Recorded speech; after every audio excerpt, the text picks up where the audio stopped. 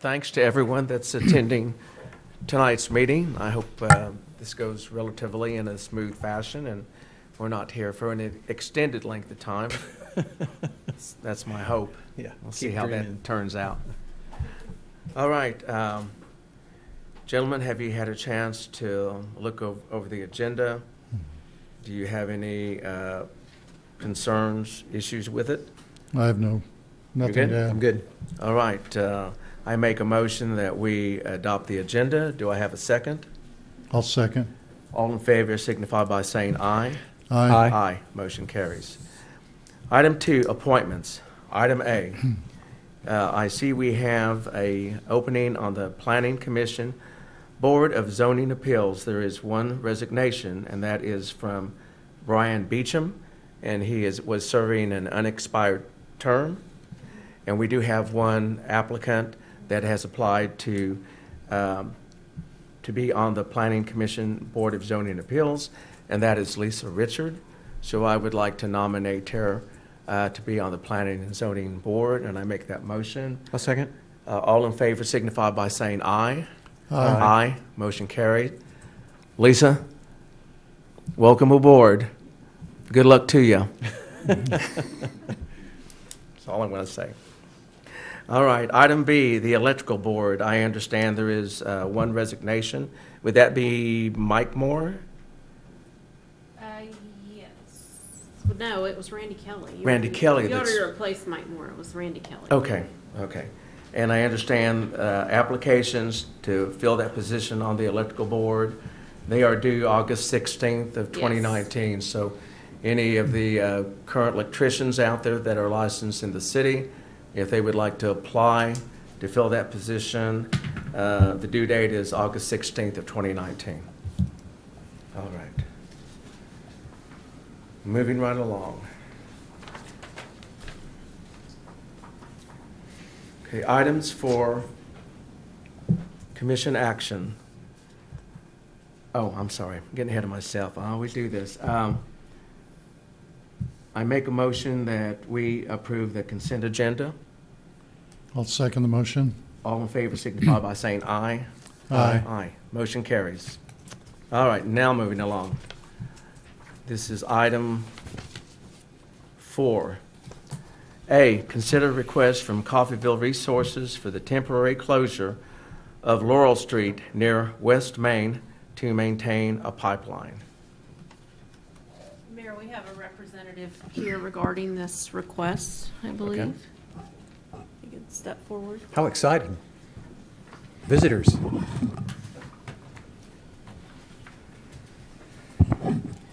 Welcome, and your name, please. Yes, I'm John Garris, and I work with Coffeyville Resource in their pipeline division. Okay.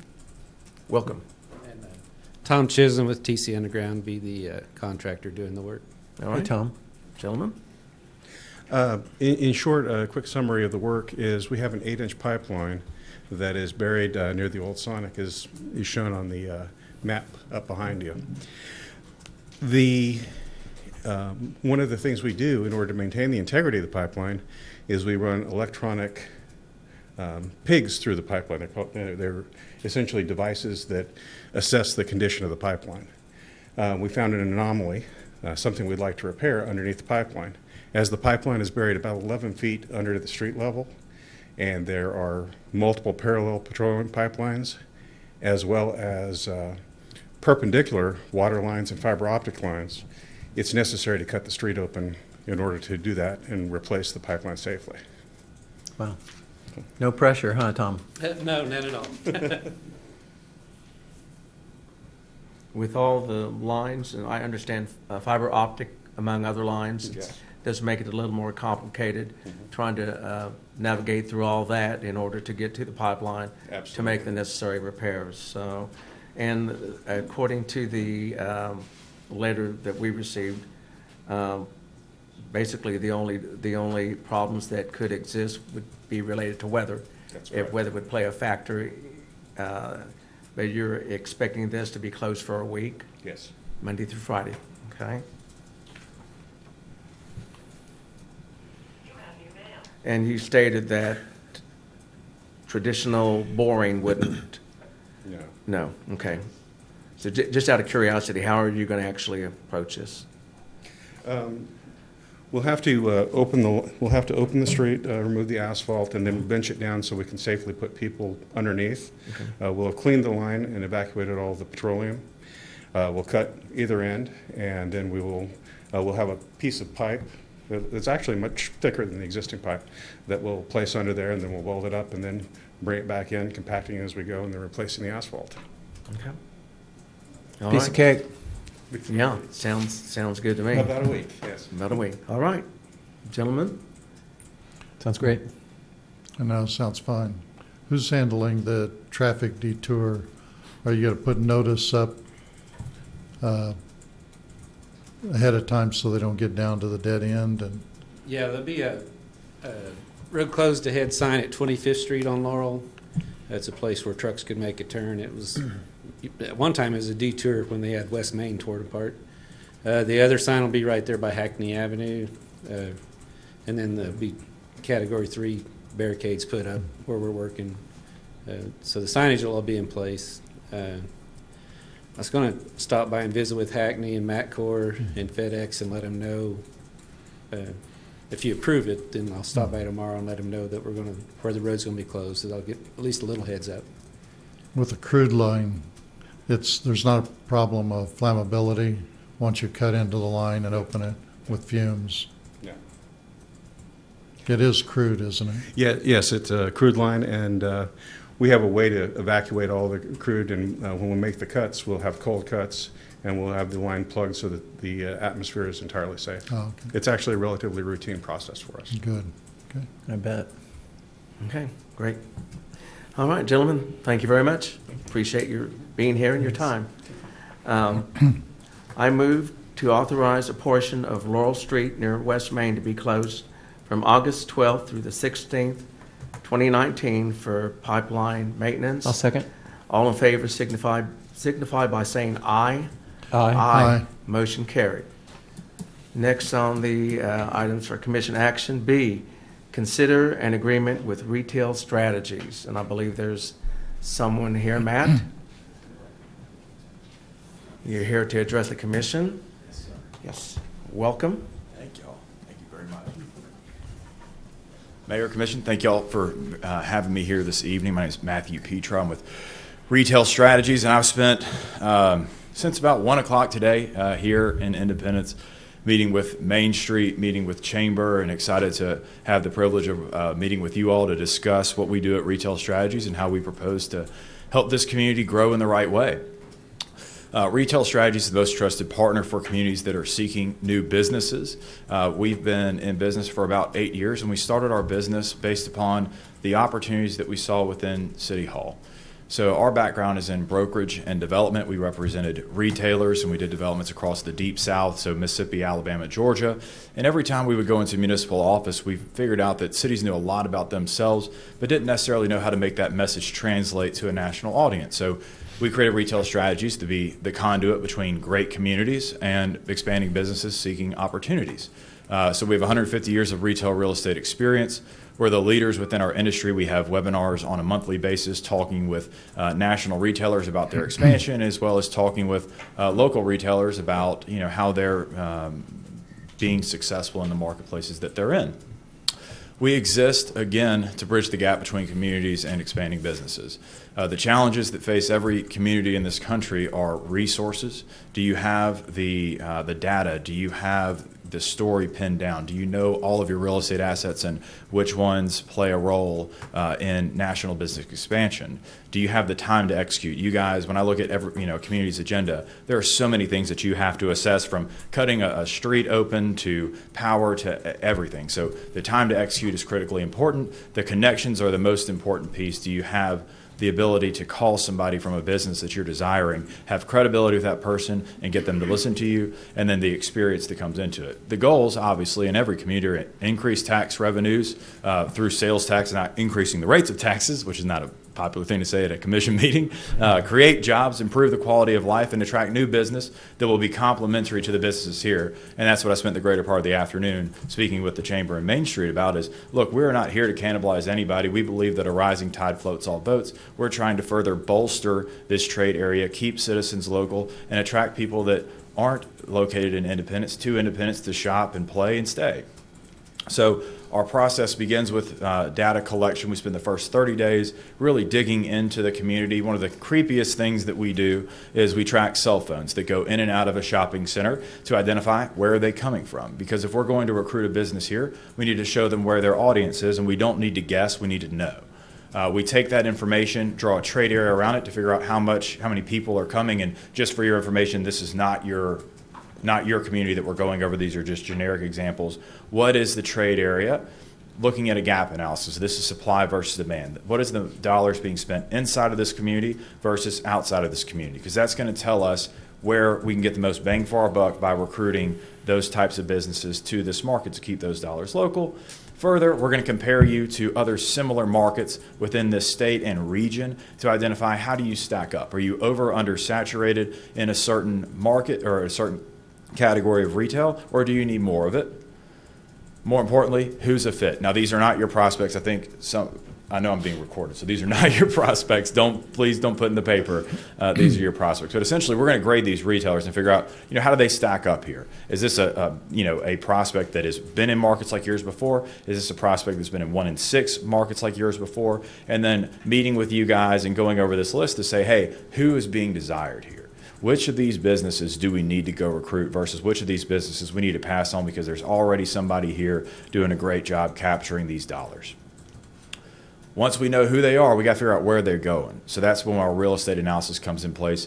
We look for home run real estate. It's different to every retailer, but it revolves around 6 things: parking, visibility, ease of access, traffic count, co-tenancy, which is complementary businesses in the area that feed off of each other's traffic, and then the convenience factor of the business.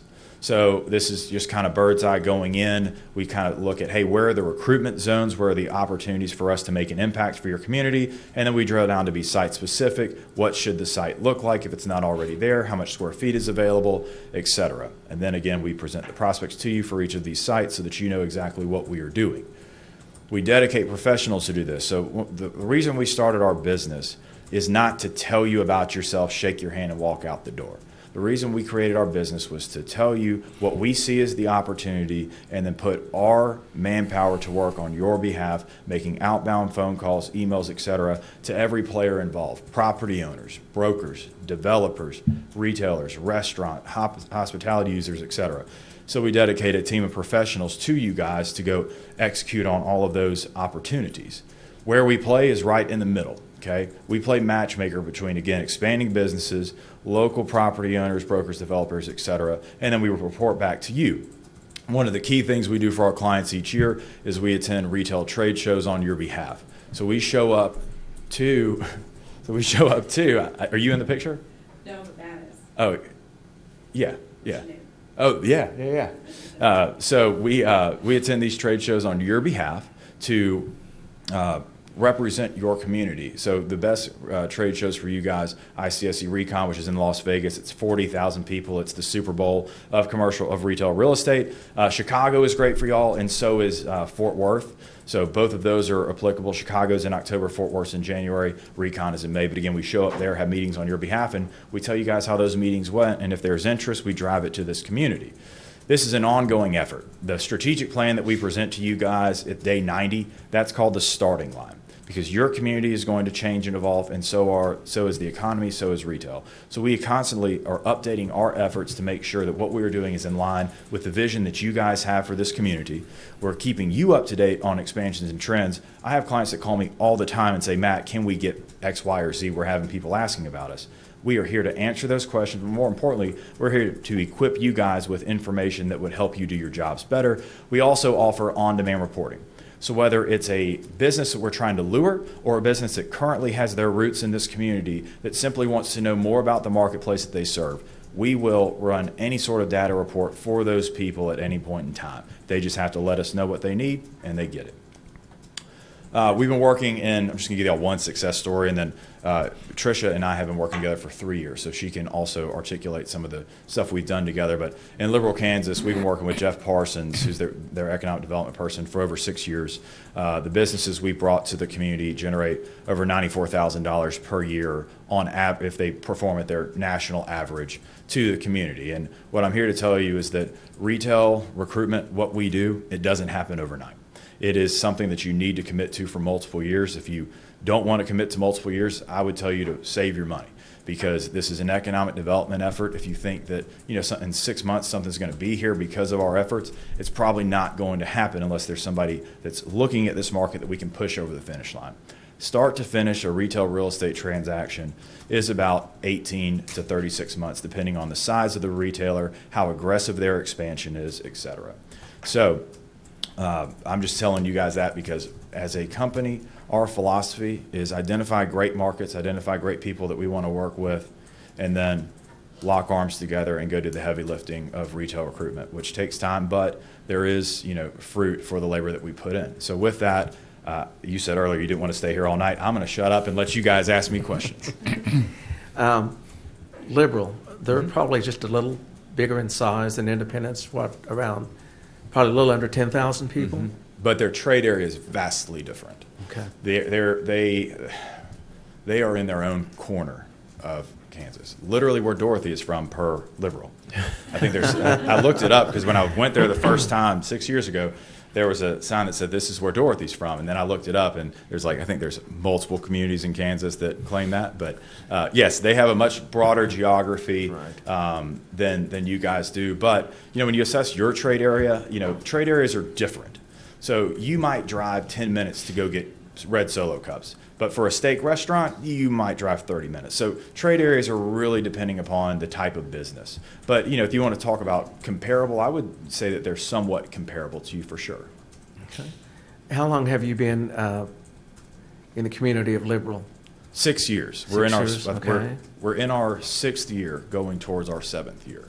Okay. And according to the slide that was up previously, it looks like you have a Tractor Supply company, or what is it?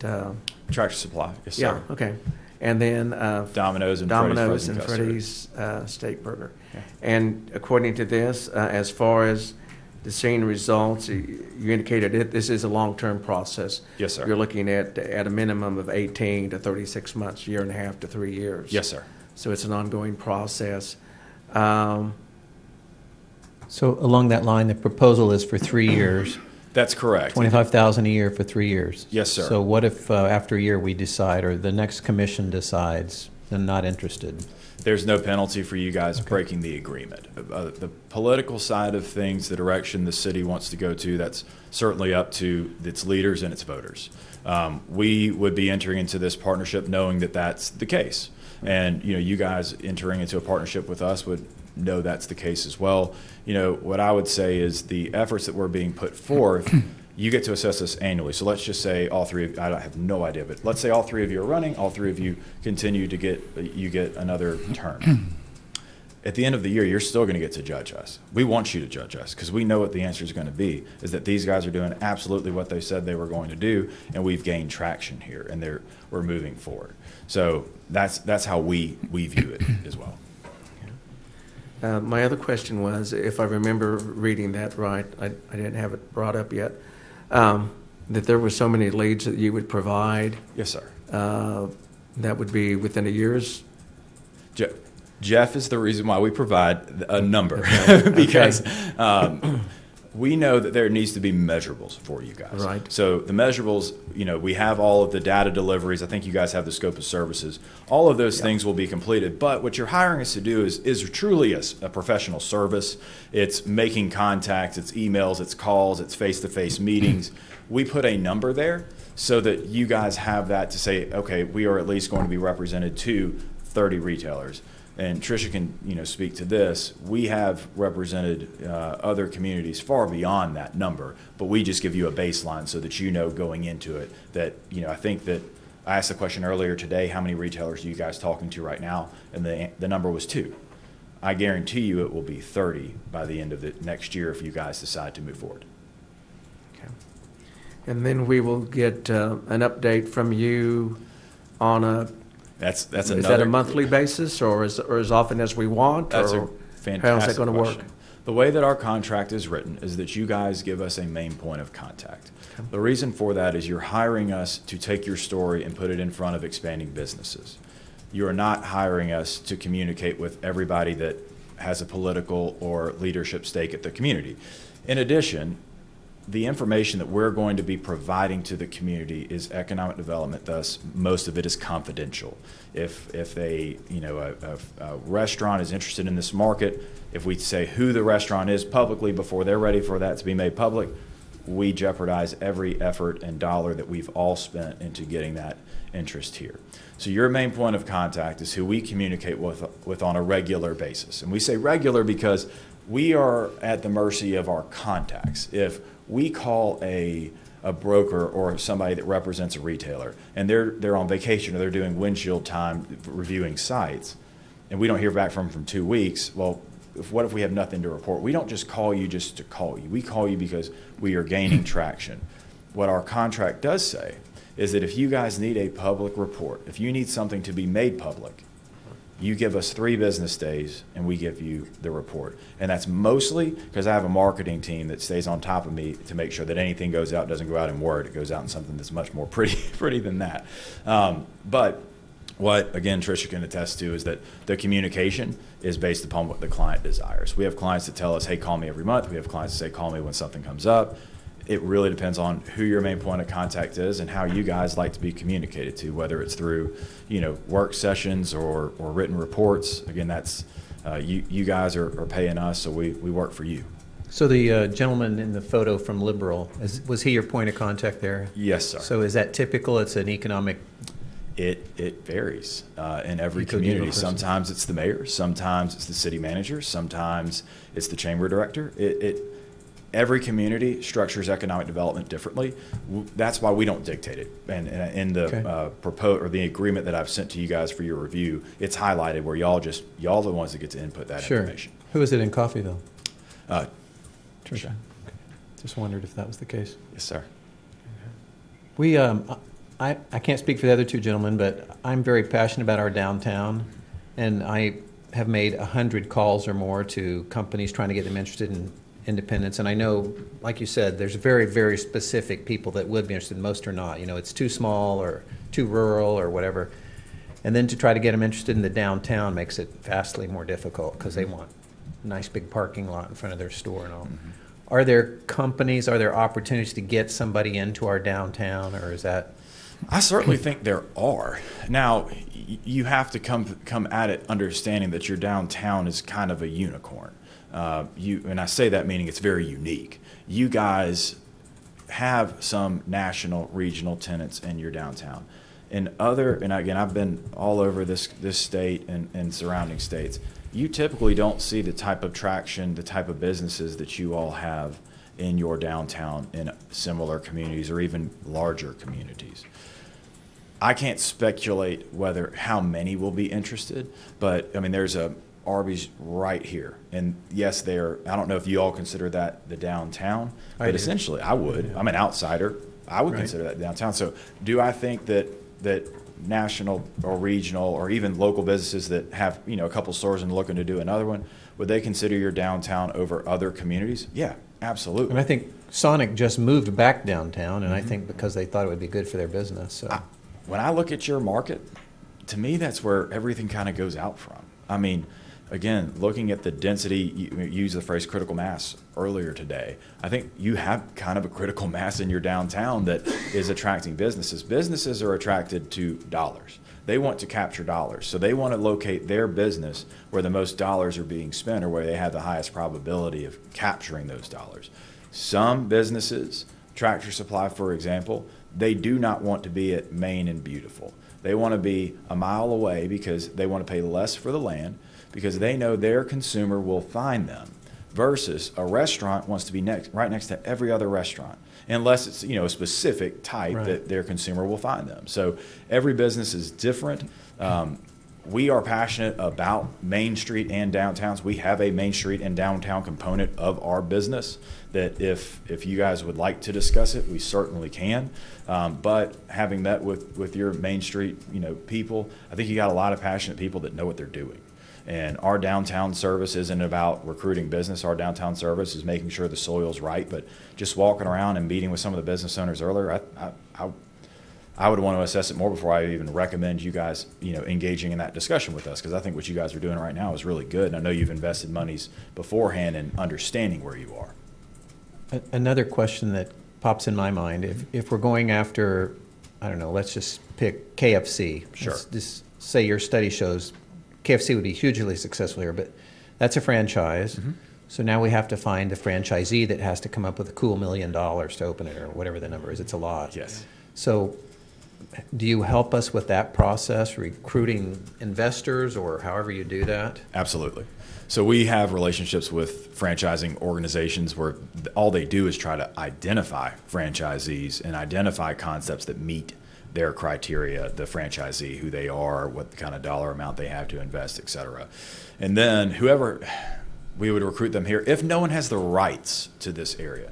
Oftentimes what you will find is that someone has purchased the rights to this area because they knew where the first store they wanted to do. But they still have to do sometimes 2, if not 4 more stores based upon their franchising agreement. So then begs the question, now I got to track down a franchisee, and sometimes that's easy to do. Sometimes if you call the store, that person's in the store, they're managing the store, they're doing it all. Sometimes they're investing because they don't want anything to do with it. They just want a place to invest their money. They hire a manager, and that manager has a gate that locks between them and the owner, because the owner said, I don't want anybody to call me unless there's something wrong with the store. So how do you get around that? You identify when the store opened. You leverage contacts that we utilize at the city, see if they know who owns the store. And then how do you get them on the phone? You either call the location, or you do crazy things like go through the paper, figure out their name, and go on Facebook and try to friend them and see if they'll talk to you. Because that's what we've done before. Because again, that's what our clients are hiring us to do, is to put puzzle pieces together that make sense. And if we think, and again, let's just go with the analogy of KFC. If we all think KFC is a home run, a grand slam for this community, and the delta between getting them to look at this market and them not is us finding this franchisee, well, we're going to do everything we can in our power to find them, because that's, again, what you've hired us to do, and that's where the ultimate goal of this is. He may have a location in Bartlesville, but when he signed the deal, he was given a territory, and we might be included in his territory. So he's really the only one in that case that could open a KFC here. Correct. And sometimes they do it that way. Sometimes they don't. Again, Sure. Every business is different. Of course. As far as your clientele, what's your retention rate for people that communities sign up with you, whether they Liberal has been with you for 6 years now, but what's your retention rate for people? Do they normally sign up for 3 years to see how the process goes? Do they continue on past that? What's that rate? Yeah, I do not know the percentage that continue past 3 years. I should, and I can get you that answer. We retain about 89% of our clients year over year.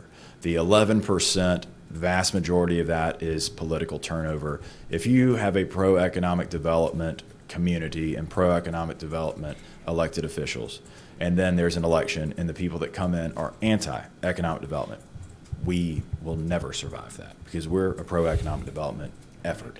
So our goal, again, is long-term partnerships, but we give our communities that we serve the opportunity to assess our investment, because you are utilizing taxpayer dollars and community funds to fund our initiative, and we have no problem being assessed every year, because we know the type of value that we're going to drive to your community. We know the type of traction that we can generate for you all. Now the goal is long term, because the reason why Liberal is still investing in retail strategies is because of what's going to come from the efforts, because of the ongoing traction and momentum that we have in Liberal is going to yield some success here in the very near future that they want to achieve. And so they are continuously bringing us on to help them facilitate that.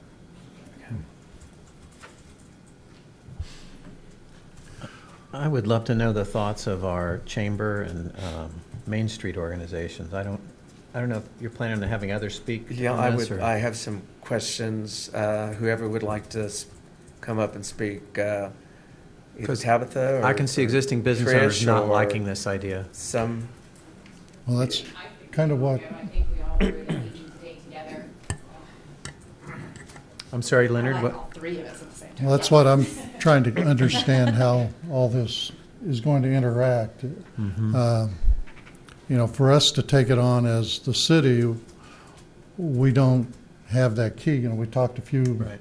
months back about the Economic Development Advisory Board to work with us. It could interact with this, but, you know, we've got Montgomery County Action Council, we've got Main Street, we've got the Chamber, all working kind of to do some attraction of business in that capacity.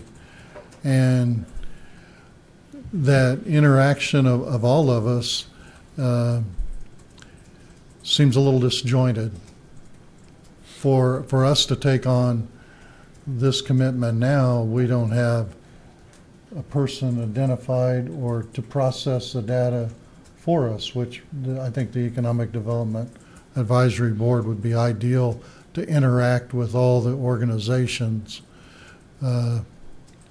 to kind of give us direct guidelines for the city. You know, we've got our Economic Development Fund, we've got interaction with industry, and even, I don't know what the status of that economic development strategy or strategic plan, but we got a lot of pieces, and it doesn't seem like we got the web organized.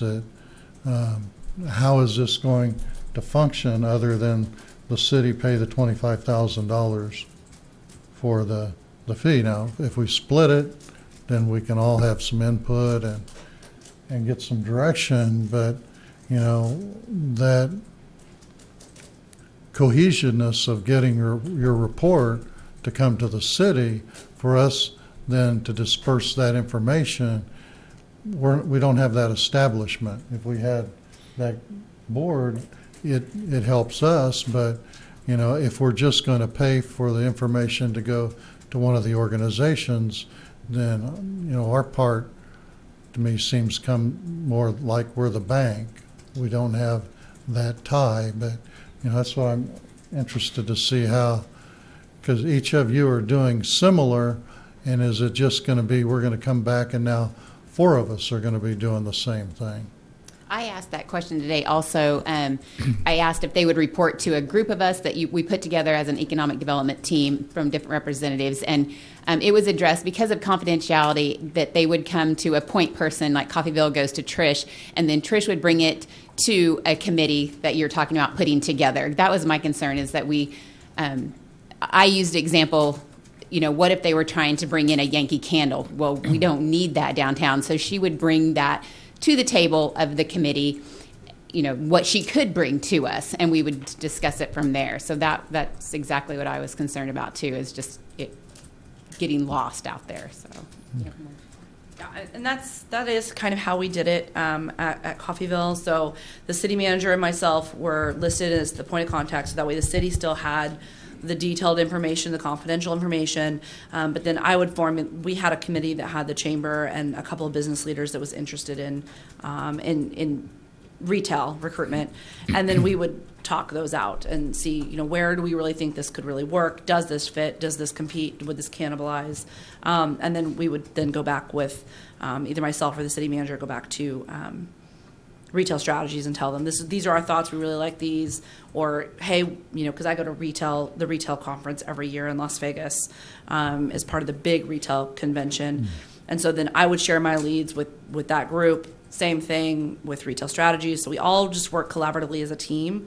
But I think the difference is that each one of us are doing fantastic jobs of what we're doing, but this adds a 4th person with a level of expertise that none of us have when it comes to talk. Like, I don't know who to talk to at Popeyes, or I don't know who to talk to at Kentucky Fried Chicken, but we all know our community and we know the sites we think could really work, and we can pull the traffic count data, but they can then pull the data of, okay, how many people are actually driving down to Coffeyville to KFC? How many people are driving down to Bartlesville to go to another chicken place or whatever? So that's the data that we don't really have access to, and it's really detailed data. And the thing that I liked about it the best is actually it's not just data that we've used to recruit retail, but we've used to submit to our local nonprofits to submit on grants, because there's amazing detail about housing and the market, our demographics, our growth patterns over the past few years. So it's really interesting data that they can pull that we don't have easy access to without it.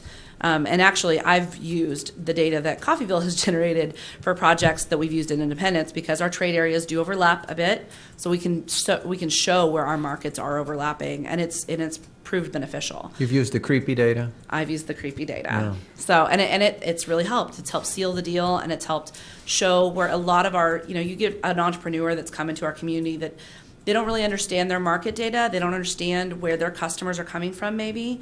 This data can be provided to these small businesses to say, this bar and grill that you might want to open in downtown, here's where people are currently shopping, here's how much people are typically spending per household already in the city limits of Independence. So how many people are shopping or eating at Uncle Jack's or Brothers, and then how much are they spending 20 minutes away, and it grows from there. So it's really interesting information that it doesn't just recruit, but it also can be used to support our existing industry and help our mom and pops too when they're trying to open in our community, which I don't know if was ever brought up. So.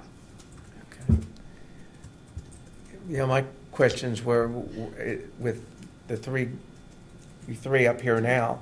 You're all doing similar things, but my point is it collectively as a group, or is it kind of fragmented? Because Main Street has certain projects that they're working on. The Chamber does. Trish, you do too. So are the processes among you three, are they all integrated to where you're all sharing all this information together, or do you find yourself maybe the processes are fragmented between you three, if that makes sense? Absolutely. And I'll jump in and say that I think that our community is different in that in a lot of communities, I think economic development functions on its own, the chamber functions, Main Street functions on its own. And many times what I've heard is that actually they're competitive with each other, they don't talk, they don't work together, which makes us a unicorn because we do. We work together, and while Tricia is taking care of the entire county, the chamber is focusing on the entire community, and Main Street is focusing on a critical piece of our downtown and making that a destination. And I think that we all work together. We're all at many of the same meetings. We're talking constantly about what we can do as far as what falls within, our scope of business. So for us, and we met with the chamber, and Tricia was there. Of course, she's ex officio on our board, and our board voted to support retail strategies if you so choose to do so, because they found value in that partnership because of what he said as far as we don't have the connections, we don't have the expertise. I mean, we're all good at what we do, but we're not as skilled as he is at what he's doing. And if they can bring that information to the community, and then we can take it and run with it and grow our community like they've done. And my sister, I was just texting my little sister in the back of the room because she lives in Liberal. She's like, absolutely, things are really starting to happen in their community. So, and they're out in the middle of nowhere. So if the city was going to pick up half the cost and your two organizations were going to split the other half of the cost, would that still be a win for you? I'm not proposing we do that, but would you put your money where your mouth is? I don't even know if you have that kind of money, but or is it just one of those things, if the city wants to pony up the $25,000, we think it's a good idea? The chamber board approved to contribute $2,500. Well, that's good to know. Thank you. We haven't had an actual meeting. Well, we did when we first met and talked about this, I thought it was a slam dunk. So I emailed my board because we had just met. We kind of came together informally. And I had a little pushback, I'm going to be honest, from some small business owners. Sure. And so they were worried about what it was going to do to their business. Right. So we invited Matt and Trish today to come to our office and talk to some of those that had some pushback. We left there today with a better outlook on it as far as, they're still skeptical, and they do agree that we should support it, but is that where Main Street should put our small, we don't have that many funds? Sure. I could see us supporting 2,500. As far as half, I don't see that we would have that. Yeah, It would definitely 6,000. have to go in front of the board and be voted on, and my board is made up of several small business owners, so I can't stand here as the director and tell you that we would for sure support it. They do want to support them. They think it's a great cause, but I don't know financially if they would or not. So I know that there have to be fears. Exactly. If you own a small hardware store in Independence and you Yeah. think, what if they bring in a Lowe's? Then Yes. I'm toast. Yes. I can't see that happening, but so. yes, and that Yeah. was the concern from our Yeah. small business owners. So Right. we meet the third Monday of the month, and so if you want to, ask us to support it financially, we would put it in front of our board and put it to a vote. So. I just wondered, you said you supported it. I wondered what that meant in dollars and cents. We do support it, but and we would love to. If we were a richer organization, we probably wouldn't bat an eye about it. But we stood before you 3 weeks ago and asked for 2 weeks Right. ago and asked for more funding because I know. so that is a I concern. still love the building lights downtown. I still want you to do that. Thank you. I would like to see it, if we go this way, have our committees set up, the advisory board, so they would be brought in on the ground floor. This isn't a time limit that it's now or never, is it, Matt? No, sir. No, sir. So, Kelly, you don't mind if I share what you told me? She said there is people that are interested in serving on the economic advisory board. I'm If sure. we want to start that. And I'd like to serve on it starting in January myself. if we're going to look at this seriously, I think the city we need to have that representation to serve us. Because, Trish, if you're handling the county and now you're taking information from Coffeyville with the city manager there, now you're going to take the information from Independence. I mean, you can only put so much load on a person and things start falling apart. So, why would we want to do that where we have the opportunity to put a committee that would respond to the chairman of that committee and then keep you, I think on the committee isn't the director of MAC ad hoc or Yes, and I think, and I think Lisa Lisa and Capitol Trish are ex both officios, ex too. officio members. So Yeah, and you I know, would then- say I can do that, and I already am doing that, but I'm doing it without support. Yeah. And so actually, it's going to take a little bit of load off of my plate because right now, like he said, we are working on 2 retail prospects that have been looking at Independence, but we've hit some brick walls, and it's the skill set that they bring that get rid of those brick walls. And so that's really why I need a little bit of help, yes.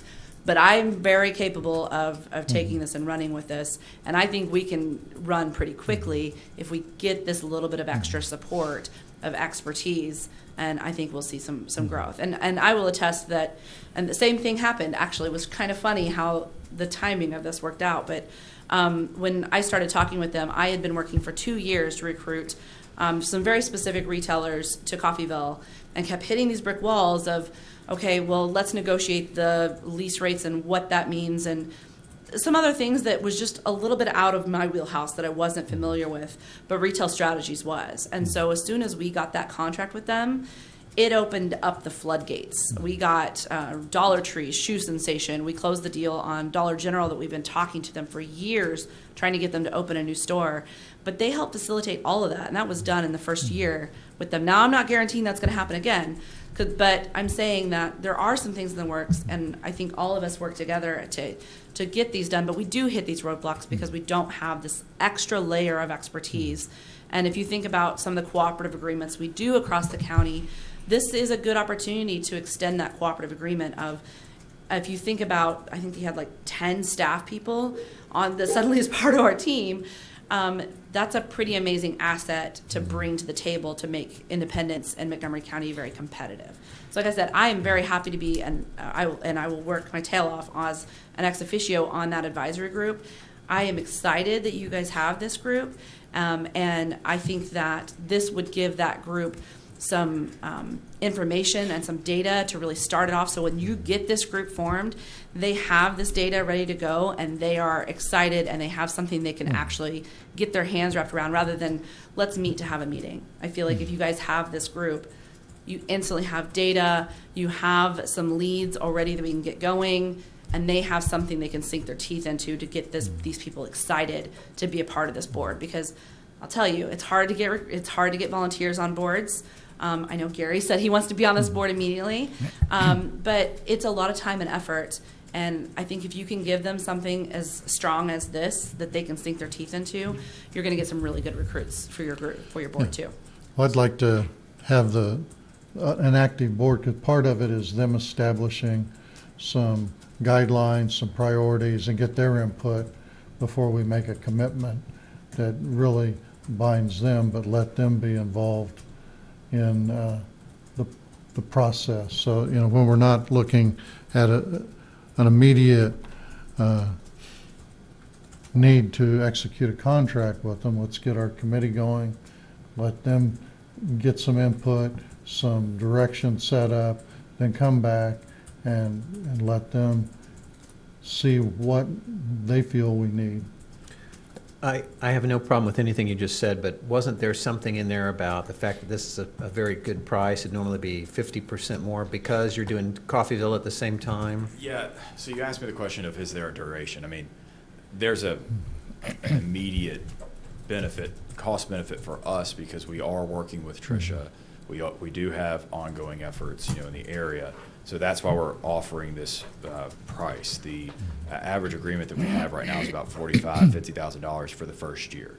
The reason why I'm here today is mostly because of her, because she's awesome, and y'all are so lucky to have her. And these two are really good. I've only known them for a couple hours. So what I would tell you is, awesome. They're really good. Yeah. Well, it's like the guy at Uncle Jack's. I asked him what kind of food they made. He said we make great food, and I was like, that's a perfect answer. The best food. So. There is a shelf life on the pricing because, again, we have, a lot of momentum that we can leverage for you guys from a financial perspective. It cuts our costs down. If you delay this for, a month, 6, 8 weeks, that price is going to have to go up because, again, we're going to have to spend more money to come back and get all those things in order. So if we made a decision in a month, you would honor that price? Yes, sir.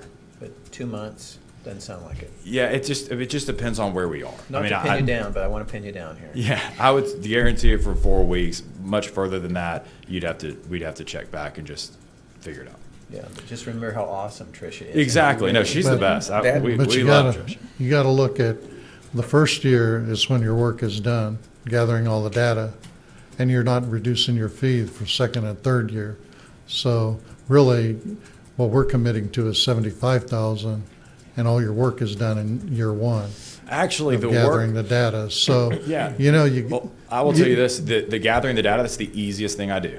I have a software program. If you give me 2 seconds, I'll pull it up. We can do a market analysis in about 10 minutes. And so then we're really not tied to a timeline if it's that easy, right? Well, it's the effort. It's the human resources. We have 35 people on our staff, and unfortunately, people cost more money than software. Mm-hmm. So that's where our costs come in because once we know, as Tricia just said, you got 2 businesses interested in this community. Mm-hmm. If it was as simple as giving a data package to them and they open up, y'all wouldn't need me. She wouldn't need me.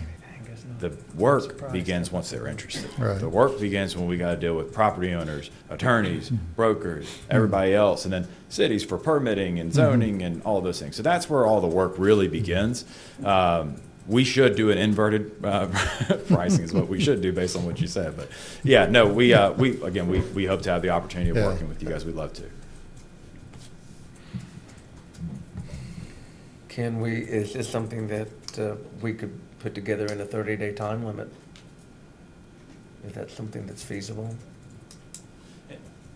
I will say this Yeah, it's just getting the, I think when you mentioned, Kelly, we just need to post similar to what we've done on other boards, and then, we can get the word out to businesses that we think might be, or people that might be interested in serving. And Yeah, I mean, I can post it whenever you guys Yeah. want me to.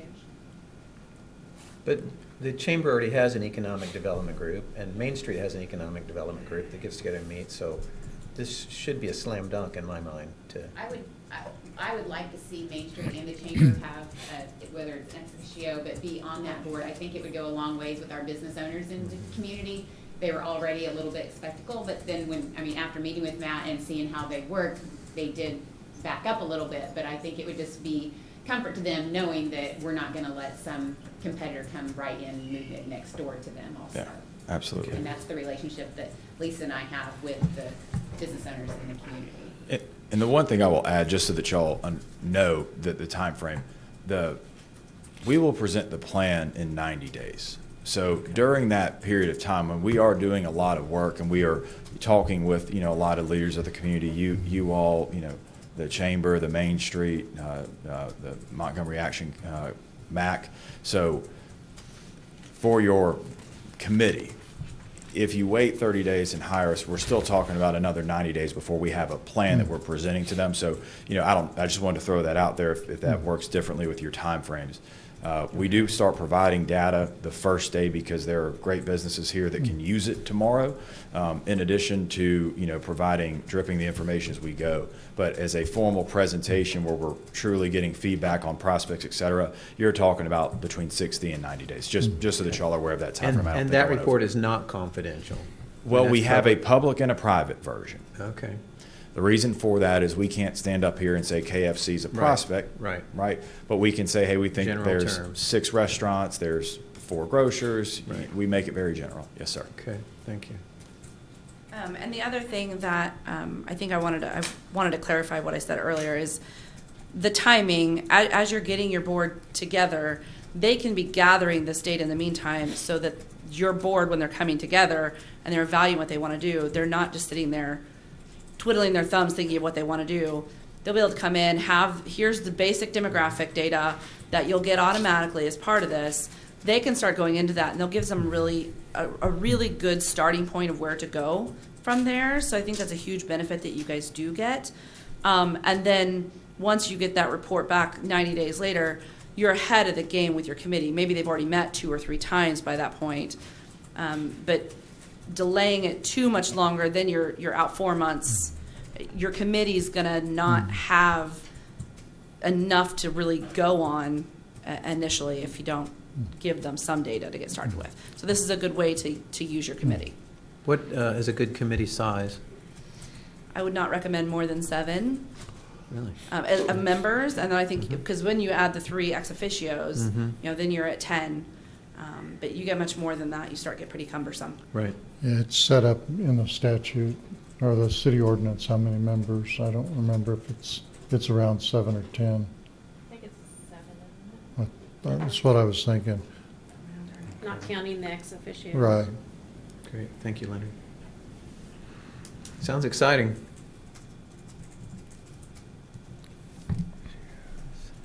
And then the 7 members would they be people that would come on that currently aren't serving on any boards? It's up to the commission to appoint them. To appoint them? Okay. That was what I was eventually getting to. Okay. Yeah.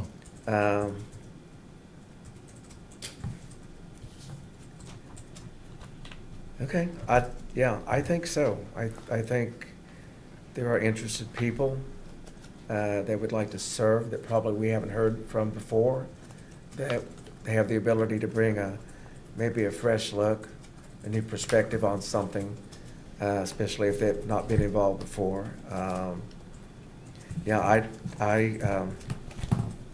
We have to continue to do something. I know people will get upset about continually spending money, but it's something that needs to be done, but you also have to have some accountability on what it is you're going to present, what your goals are, and then we look at the end of the year, have those goals been met, or are we still going to continue to fund something that we don't see that those parameters are being met. So that's what I hear. They need to be based on something, and then we need, like Matt said, we have the chance to evaluate them at year's end to see how they perform. Did they perform up to what they indicated they were going to do to our liking or not? But I think as long as we continue to think along those lines, I think we're headed down the right path. So it sounds like you gentlemen would prefer not to take action on this tonight. Is that a fair statement? I'd prefer to have the committee formed and not, So wait a and minute. let them give the input on the direction they want to go Okay. and what they see value instead of giving it to them. Okay. Yep, Fair enough. I think so. All right, thank you very much. Thanks, everyone. Matt, thank you for your presentation. Ladies, thank you.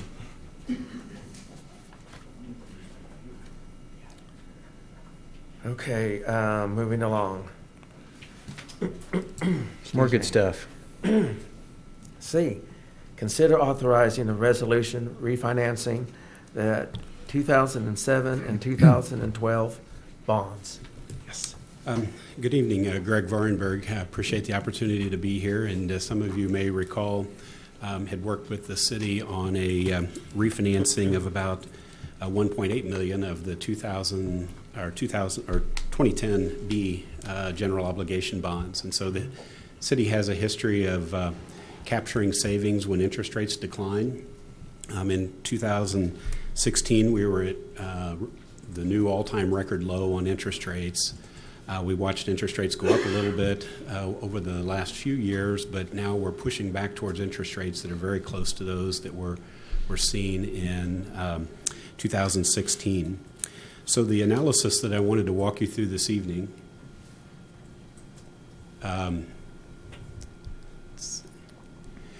really starts with looking at the debt profile of the city, and we pulled together some information regarding your outstanding bonds. Anytime we look at a refinancing analysis, we look at what portion of the outstanding bonds makes sense to consider refinancing.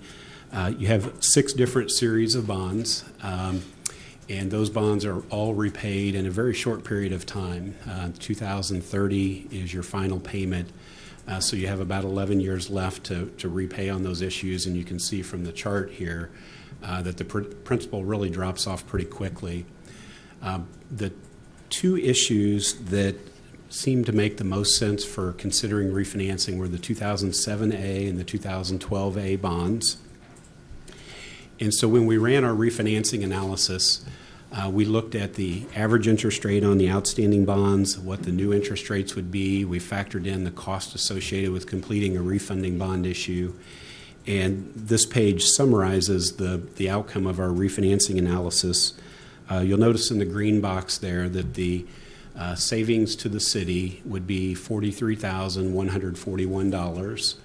And we look at the average interest rates, obviously become a big part of that. The bonds that you would be refinancing have an average interest rate of 2.67%, and our estimated interest rate or true interest cost on the new bonds would be 1.69%. So 98 basis points or almost 1 full percentage point drop in the interest rate is really what is driving the savings.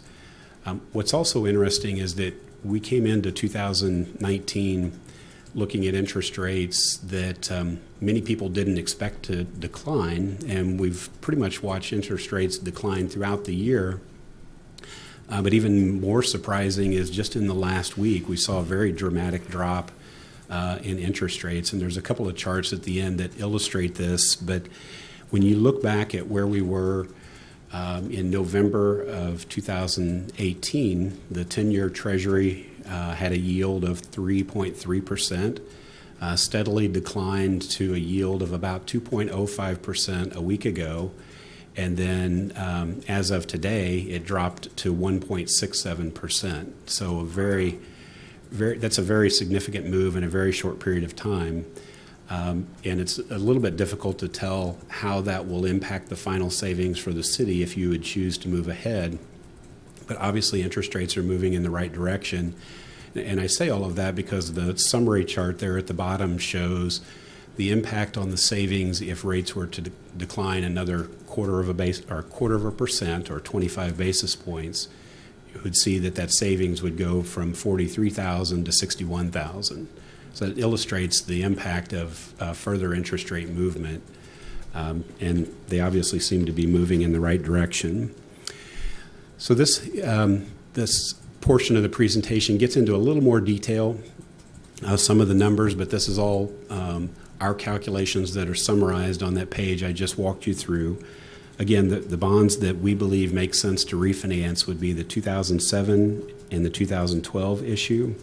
The 2007 bonds have $140,000 of principal outstanding, and their final payment is in the year 2027. The 2012 issue has $1,345,000 outstanding, and the final payment is in 2026. And so the total principal amount of bonds being refinanced would be $1,485,000. The savings page here, if you look at the second column from the right, this is where we calculate the $43,141 of savings to the city. It's important to note that is net of all costs. That's the actual amount the city would save after we factor in the cost of bond attorney and underwriting and bond rating.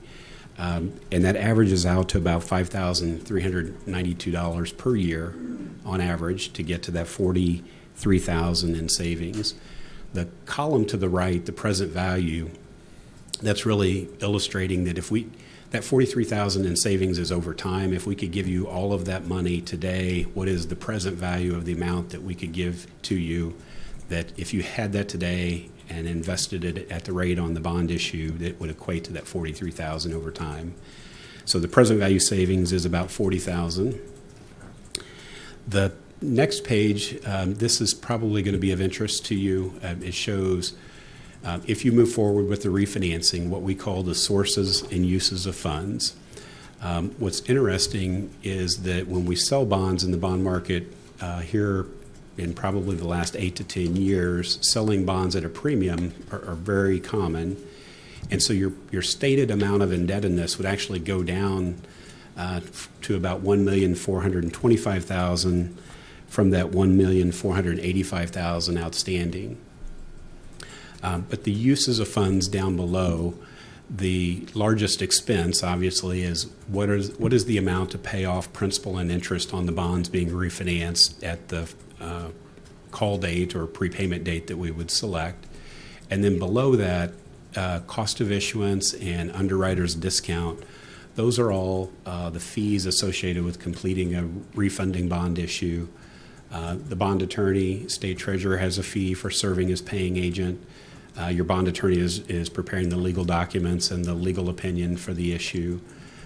Rating agency fee, we believe that the interest rates you would get would benefit from having a bond rating assigned to this issue, just like you've done on all of your prior issues. And we've used the current rating level and our interest rate estimates that we've used. There's also some registration costs, the QSIP numbers, and the Attorney General charges a fee for reviewing the legal proceedings to make sure it was all done properly. And then our role is as underwriters discount. Our job is to put together the new bond issue, then use our sales force to go out and find new investors. And so part of that is compensation to put together the bond issue. Part of that is commission paid to sales force to go out and find new investors for your bonds. And then the additional proceeds at the bottom, that actually is money that would flow back to the city. Bonds are sold in $5,000 increments, and there's usually a small amount of funds that are left over. So this, I'm sorry, skipped ahead a page. This is a summary of the refunding results and a couple of key things here. I know there's a lot of numbers and information, but again, the average interest rate on the bonds being refinanced is 2.67%. The true interest cost on the new bond issue would be the 1.69%. The present value savings, oftentimes issuers will look at what is the level of savings relative to the amount of bonds being refinanced, and there are guidelines in the industry where a lot of issuers will look at that present value savings and want it to be 2 to 3% or higher in terms of before they would consider proceeding. So the bottom two statistics show the calculation of the present value savings relative to the principal amount of the bond issue. I'm not suggesting that that needs to be your guideline, but it oftentimes can be helpful for issuers to decide if the savings is worth pursuing in a situation like this. And the last slide that I wanted to share with you is related to the steps, and some of you may remember this from prior issues, but the process from your perspective is really two key steps. The first one being the authorizing resolution, which gives us and your bond attorney permission to start working on the refinancing. Once we have the official statement drafted, the rating assigned, the legal documents drafted, then we can go out and take orders from investors, lock in the savings and the interest rates, and then if it's still at a range that would be acceptable, we would lock that in, bring it back to you. And the second step from your perspective is what we call the bond resolution. The first step is not binding, it just gives us permission to move forward, but that second step, the bond resolution, would actually lock in the new interest rates, commit you to completing the refinancing. Everything would be set at that point, and then it would be just simply a matter of completing the paperwork and closing the bond issue. And on the date of closing, we would deliver the new bond certificates to the investors for the new issue, and then set aside the money to redeem or pay off the bonds that you're refinancing, the 2007 and 2012 issue. And so the steps that we're showing here, these can change depending upon the time frame that if you decide to proceed or when you would decide to proceed, but it typically is about a 2-month process from beginning to end, and about halfway through that process we would lock in the savings and the interest rates. If we start the process and interest rates go up, we just simply wait and hope that we get a better interest rate environment and then lock it in at a later date. But about the quickest that we could complete the savings and sale of the bonds would be about 3 to 4 weeks into the process once you give us permission to move forward. So I'll stop at that point and be happy to answer any questions that you may have. When did you say you could lock in the rate on your schedule? I can't. Sure.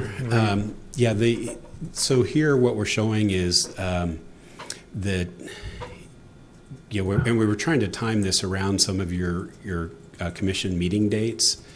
We would probably have a rating received in probably 2 to 3 weeks, and then once we have the rating in hand, we can sell the bonds at any point in time and lock it in, even if it's a week or two in advance of your scheduled commission meeting date. So here, probably the earliest we could lock that in would be late August, early September, and then I think if I have the meeting dates right, you have a September 12th commission meeting date, but we would have it locked in before that point, assuming rates would remain stable. You can lock it in before we meet? Yes. Yeah. The authorizing resolution gives us permission to go through all of the steps necessary to bring back final savings to you. And to establish the final savings, we would go through that order period, lock it in, and we would tell investors that that we're confirming your order for purchasing the bonds, but all of that is subject to city commission approval of the bond resolution. So if we bring something back and at your September 12th meeting you don't like the final results, or you've changed your mind, or you just don't want to approve the refinancing, then we go back and notify investors that the city's not moving forward with the sale of the refunding bonds, and you as an investor need to move on and find a different investment because this issue is not going to be completed. So everything's subject to that bond resolution approval, but we can lock it all in before you get to the point of adopting that bond resolution.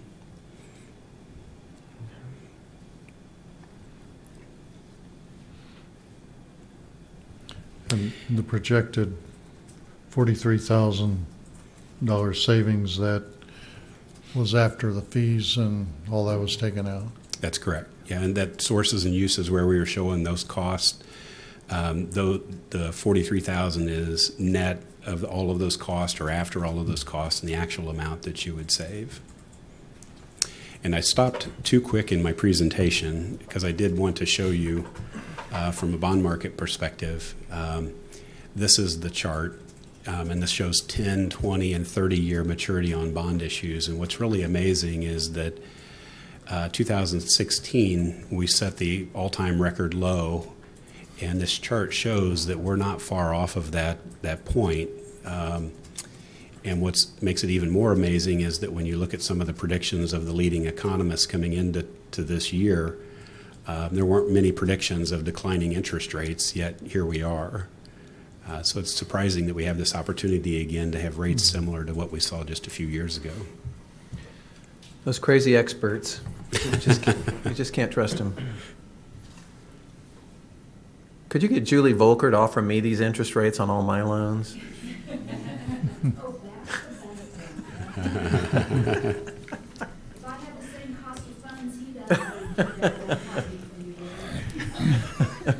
We'd have to make you a tax-exempt borrower by IRS standards, so then maybe. Okay. It seems like a no-brainer, doesn't it?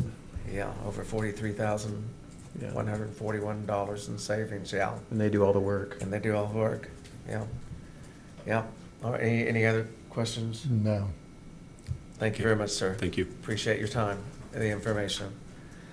All right, I make a motion that we move to approve a resolution authorizing the offering for sale of general obligation refunding bonds, Series 2019 of the City of Independence, Kansas.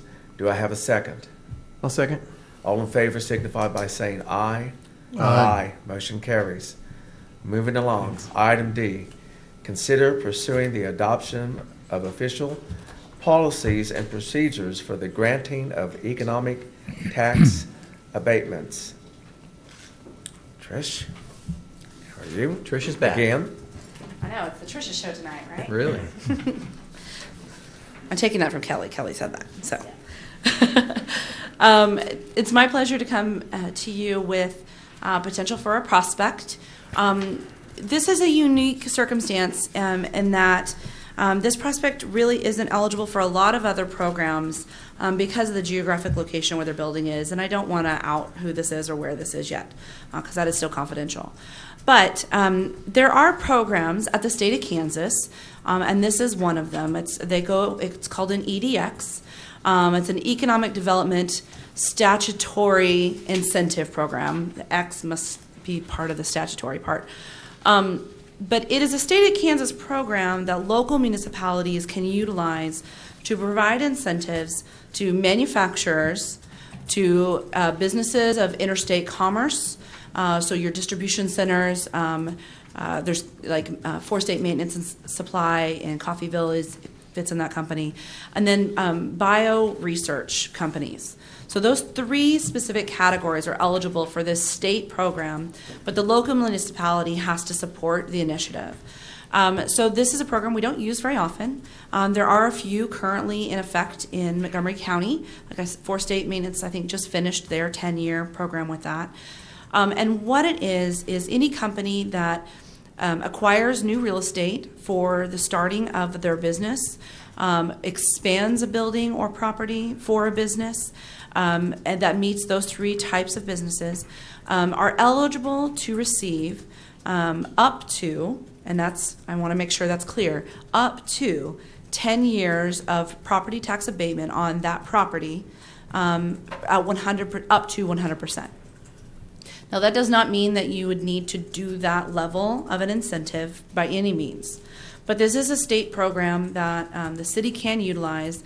And in this specific instance, this company, like I said, where they're located, they really don't meet some of the other easier routes to provide an incentive for them. And so what I would recommend is that we do pursue this program. And there's a couple steps that allow you all time to review.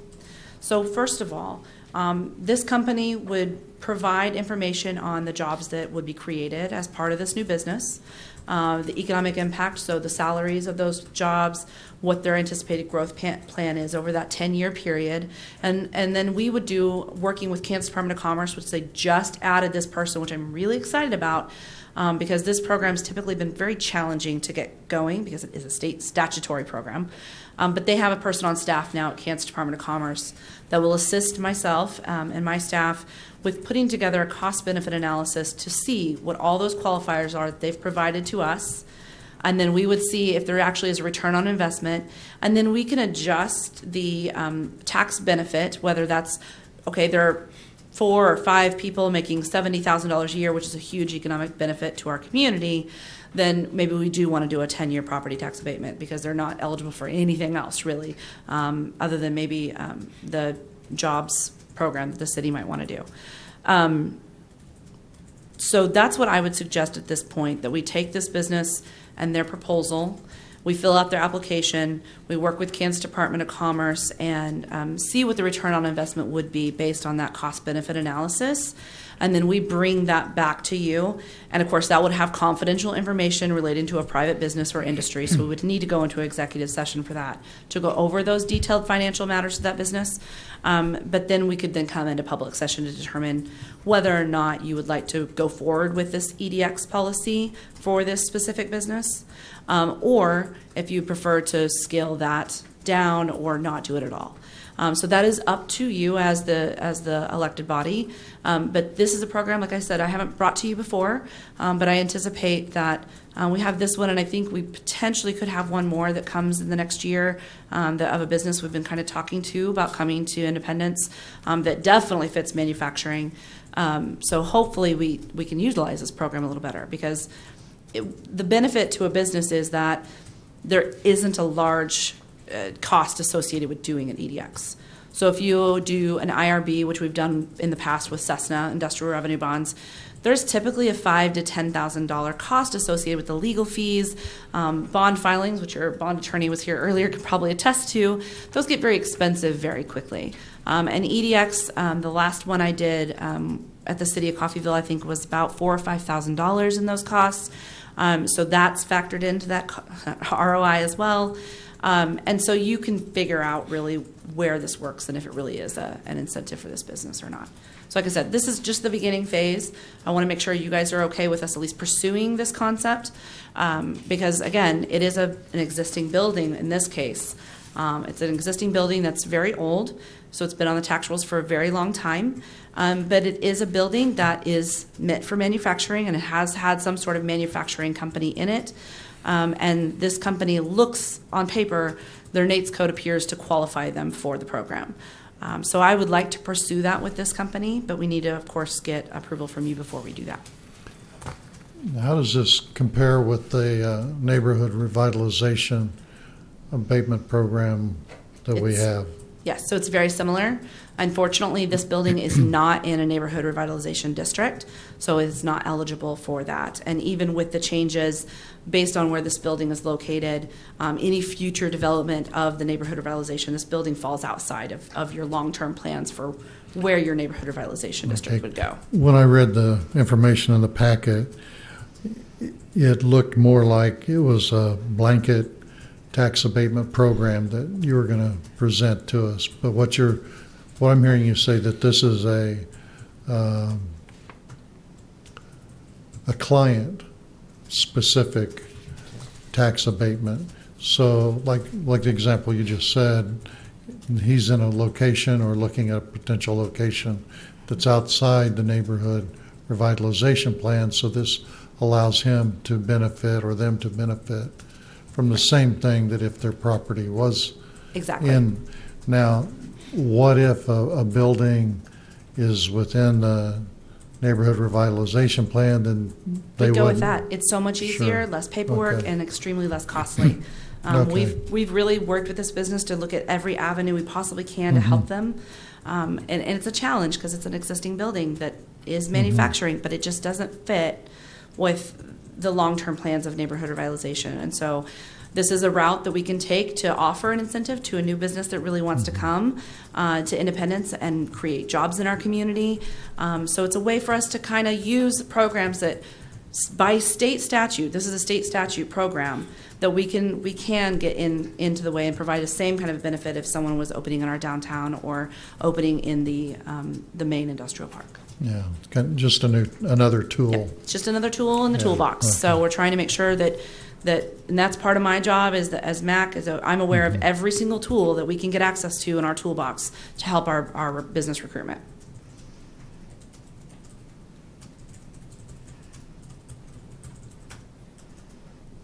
Is this all based on as far as the determining factor, you talked about, where's my note here? Oh, the CVA, return on investment, is it kind of a formula based Yes. that you look at this? Yes. And Kansas Department of Commerce, that they've hired someone full-time, that's what they do. So this is their area of expertise, Okay. which we're really like. It used to be that we would have to send off to like Springstead or Gilmore and Bell, a legal firm that would evaluate these for us with their level of expertise. And so now having someone at Commerce do that's a nice asset that the new administration's brought in. Okay, so it's basically just plugging in figures to see Yeah. if this analysis fits. Yes. And And, then and this that- way, it's uniform across the whole state of Kansas, which is a nice change. Because Okay. these have always been really challenging to do, which is why we've never really done them. It's a lot of paperwork. It's a lot of work. But if we have someone at Commerce that does it and it doesn't charge our business, then it's hopefully, this is my first one with this new staff person, but I'm hoping it's as simple as the neighborhood revitalization when it comes to our staff time to put this together. Okay. And it's something that's, it's used throughout the state by Yes. other communities. Yes. Okay. And you've always been eligible to use this. Like I said, you probably have used it and not realized even that we've used it because it is a state program and it's been in place since, I think, the 60s. Okay. I read through all these steps, and some of these questions may come up later on when we get past this initial point, but that'll come at another time. Yeah, we'll go through all, like I said, we'll go through all of this. We'll fill out the application with this business. We'll move forward. And then I think that's one of the questions that, as their cost benefit comes back and we can look at that return on investment and what that looks like, then you can determine if we want to go ahead and do like neighborhood revitalization. You can even follow the same numbers that you follow in neighborhood revitalization. You could do like a 100% for 5 years and then 80, 60, 40, 20. However, that district that's maybe the closest to that facility is, you can structure it however you want to do it. But I think that providing an incentive to a business that is kind of caught in a weird loophole, I think it's a good initiative for the city to take on, to show that we do have open arms. And they're really excited about our community. And they are looking, it was between us and another Kansas community, and they really have fallen in love with Independence. So, As they should. yes, Great. like they should. No Great. question there. That's great to hear. Gentlemen, any other? No, I don't have We're any good? questions. You're good? I think All that right. makes sense. All right, Trish. Okay. Thank you for the information. Thank you very much. I'll get to work on it. All righty. I make a motion. I move to direct city staff to work with MCAC in developing policies and procedures for the granting of economic development tax abatements for a consideration of adoption at a future meeting. Do I have a second? I'll second. All in favor signify by saying aye. Aye. Motion carries. Moving along, item E, consider a change order regarding additional asbestos abatement at 1916 City Hall. found when Hofer was doing some of the work that there was a drop ceiling in the back of the bay that was added to the 1960 City Hall in probably, the 50s. And it was just missed because it wasn't something that they could see. And so now they've discovered it, so they need to come back and abate that. Okay, on this letter that we've gotten from Philip Halstead, it says, so the change order was proposed at $5,550, with $3,350 of that cost is for the abatement company to remove and dispose of the asbestos-containing material. The remaining $2,200 of the cost is oversight, air monitoring, and sample analysis by Intertech PSI. The square footage of the area is approximately 200 square feet. And there was a little confusion about some other dollar amounts, but I think that had to do with him making a trip down and doing a sample test. And We don't feel it's necessary because it's the same ceiling Right. throughout. I mean, you're familiar with it. Right. Right. Okay. And it was something that they couldn't easily, either may not have been aware of or could have easily gotten to see that there was Correct. asbestos in that. So Correct. understand that. Okay, that answers the questions I have. Gentlemen? I don't have any questions. I don't either. All righty. Let's, I make a motion that we move to approve a change order with Intertech PSI in the amount of $5,500 for additional asbestos abatement at 1916 City Hall. Do I have a second? A second. All in favor signify by saying aye. Aye. Motion carries. Mr. Mayor, I'm going to recuse myself on the next item. Okay. Since I'm an investor in that business. All right. All right. Thank you for doing that, Gary. All right. Item F, consider approving the payment of a job creation incentive for Indy Brew Works. Okay, Trish again, okay? You should have stayed right in the front row, yeah. Okay. Good evening, Mayor and Commissioners again. So this job creation incentive is for Indy Brew Works. This company, as I think you guys are very well aware, is almost done with construction of their facility, renovation of the downstairs of that beautiful building in the pictures. And unfortunately, Robert is also a firefighter in Coffeyville and was called in. So he wasn't able to be here, but yay, first responders for doing their jobs. But back in, I think it was early fall of last year. We were touring facilities all over Montgomery County, trying to decide on a location of where Indy Brew Works might go. And just like we referred to either earlier with retail, they find the site that works for them. But there were sites in Coffeyville and there were sites in Independence that we were considering. And as part of that, the city of Independence offered, as part of the package, a $1,000 per job created incentive to this business. Now, as this business is a tenant and they don't own the building, there would be no property tax abatements obviously involved with that. The building owner itself is in a neighborhood revitalization district, but that wouldn't flow down to this tenant. So this really was one of the avenues we could provide an incentive to a new business opening up in Montgomery County. And as well as we worked with them at MAC and stacked several different loan programs to help them get going. And the reason why we did it this way, and I think there were questions on, we wanted to make sure that as we move forward in at least in incentive proposals for our businesses, we have something that's fairly structured.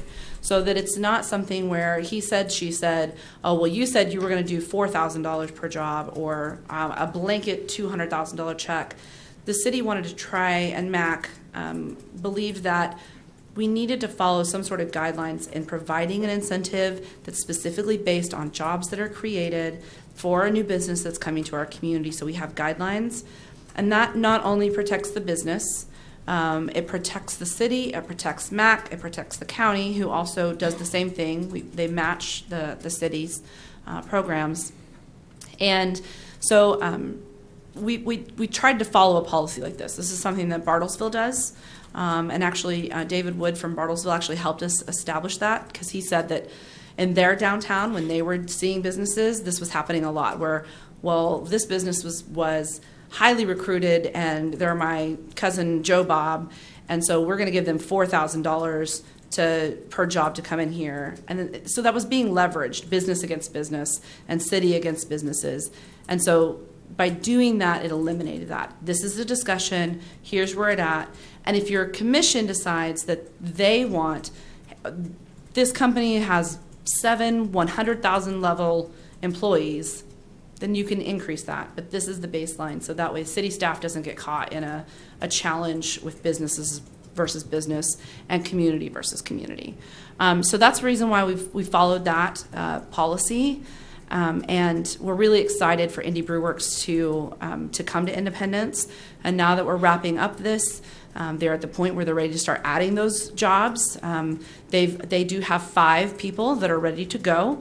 Once they do open, they obviously can't start paying people until they start brewing beer. But they will have 5 people to start. And then a 6th person they're anticipating having that, depending on how that growth happens, but definitely within that first 5 years. So with that, I would request that we provide this business with the incentive that we offered them back in fall of, I guess it would have been 2018, is $1,000 per job created. So it'd be $5,000 now, because these jobs are actually being created. And then once they show, according to Kansas labor documents, that they've created that 6th position, we would then bring that back to city staff, or city staff would be working directly with the brewery to get that information to you, to offer that piece. And this would be reoccurring for 5 years? No, it's a one-time Just payment. a one-time payment. It's a one-time Okay. payment per Okay. job. Okay. So it's not much, but it's enough that they can order supplies, or they can pay for some of their initial ad to hire people when they do get those positions, that 6th position hired. It'll pay for maybe some equipment, some small pieces of equipment to get the brewery open. So, and we're really trying to help them get this before they start, to bridge that gap that they have right now. So hopefully this just gets them 1 month farther before they open up, since we've seen some delays. Is this something new? I know we've offered incentives before, but they've been to bigger companies. I know we did with Labette Health. Yes. They had to provide so many jobs within the county, and a lot of those jobs that people end up relocating and living in the city of Independence, or within the county, and that was a multi-million-dollar project that brought a tremendous amount of dollars employment-wise by their hiring, and it was probably about a $7 to $8 million or more investment by Labette Health in the community to get the facility established. So is this something that have we traditionally done on the retail end? This is definitely something that's a targeted retail for one piece. This is a targeted business that everyone involved agreed that was something we really needed to bring to our downtown. I think it was even mentioned in the Robert Brooks presentation that the chamber put together, a couple of years back, that said this is the missing element if you want to reach this next level of bringing tourists to your town to the next level. So that's one of the reasons that we did offer that program. But the other reason is that they did make a large investment. I mean, the total project cost was almost $750,000 into our downtown. So that's a pretty substantial investment. So it's not somebody that's coming in with $15,000 and a small thing and creating 3 jobs. They're going to make $7 an hour. These are this will be a tourist attraction. It will be bringing in revenue. It was a targeted gap that we had in our downtown that was identified by the chamber and Roger Brooks when we brought them in. But then it was also something that we thought we would see a return on investment because of the large contribution they were making into our downtown of that much money into a building. But still, would this be a first time that this would be offered to a retail? And that was my question. Yes, I'm sorry. It has never been done before. So far, yes, this is the first one Okay. that we've been able to do this with. And you're basing this on the amount of the investment by the owner? The $1,000 was just the number that we thought was a solid number to offer as a blanket baseline. That number specifically isn't based on their specific investment. That's an interesting way to put it, and that's definitely something we could look at that in the future. So if it was, $750,000, then maybe it's $750 or something. But we've always just done it as per job, $1,000 of what we've done at the county, and so we thought that seemed like a solid number to go forward with. So at what would be the level? What level would you have to meet to fall into having an incentive like this? You mentioned $750,000. If it was $100,000, and I know there's other variables that go into that, but I mean, you're basing it on. It is a huge investment of $750,000. I understand that. But it's also the quantifier of that it's a targeted business. Okay. So if it's a service organization that they've invested that's the 20th chiropractor in town, that's not going to qualify. This is a gap that we do not currently have, and prior to them ever coming to our community was identified as this is a type of business that specifically was identified that we wanted to recruit to our community. Right. So it was part of an economic development plan prior to them ever even coming, that we needed a brewery in order to take us to the next level according to the plan that's been in place with the chamber, and we've participated with that with MAC and Main Street of who do we still need to bring to our community to make us go up to the next level of bringing new people to our community that aren't shopping. We're not just people in Independence. These are people from Bartlesville and from Tulsa and Arc City, Chanute, coming down to our community. And so that's why specifically this business was identified. And I think that it would be really helpful. When I was at the City of Coffeyville, we drafted a policy that outlines that exactly, that this is the targeted industries. It's a business that was a type of business that was identified by your economic development plan, by your economic development entities like the Chamber and Main Street MAC, that this is the type of business we want, and you're recruiting them actively. So it'd be just like if you were recruiting a TJ Maxx. If that's something that your new board says, we want a TJ Maxx, you would incentivize them over a second McDonald's. Because you already have a McDonald's. That's not something you need. But if McDonald's wants to come down, great. You don't need to incentivize them. But something that you're having to actively recruit and go after to bring them to our community, that's that special quantifier. Okay. I think this makes it hard. I think, I feel as a commission we're in a difficult situation that there's not a written plan, and, from fall of 2018, a plan and guidelines could have been developed, and it puts us in a real difficult position to look at knowing that there's a need, but yet we didn't follow proper development of some measurable, tangent way to determine, not only for them but for companies in the future, that it's an arbitrarily selective, even though there's logic in the determination, but it was failed to be put in writing how this would develop and encompass. And I'm not blaming you, Trish, but I'm just saying that I feel that now I will say we did provide that policy that I mentioned.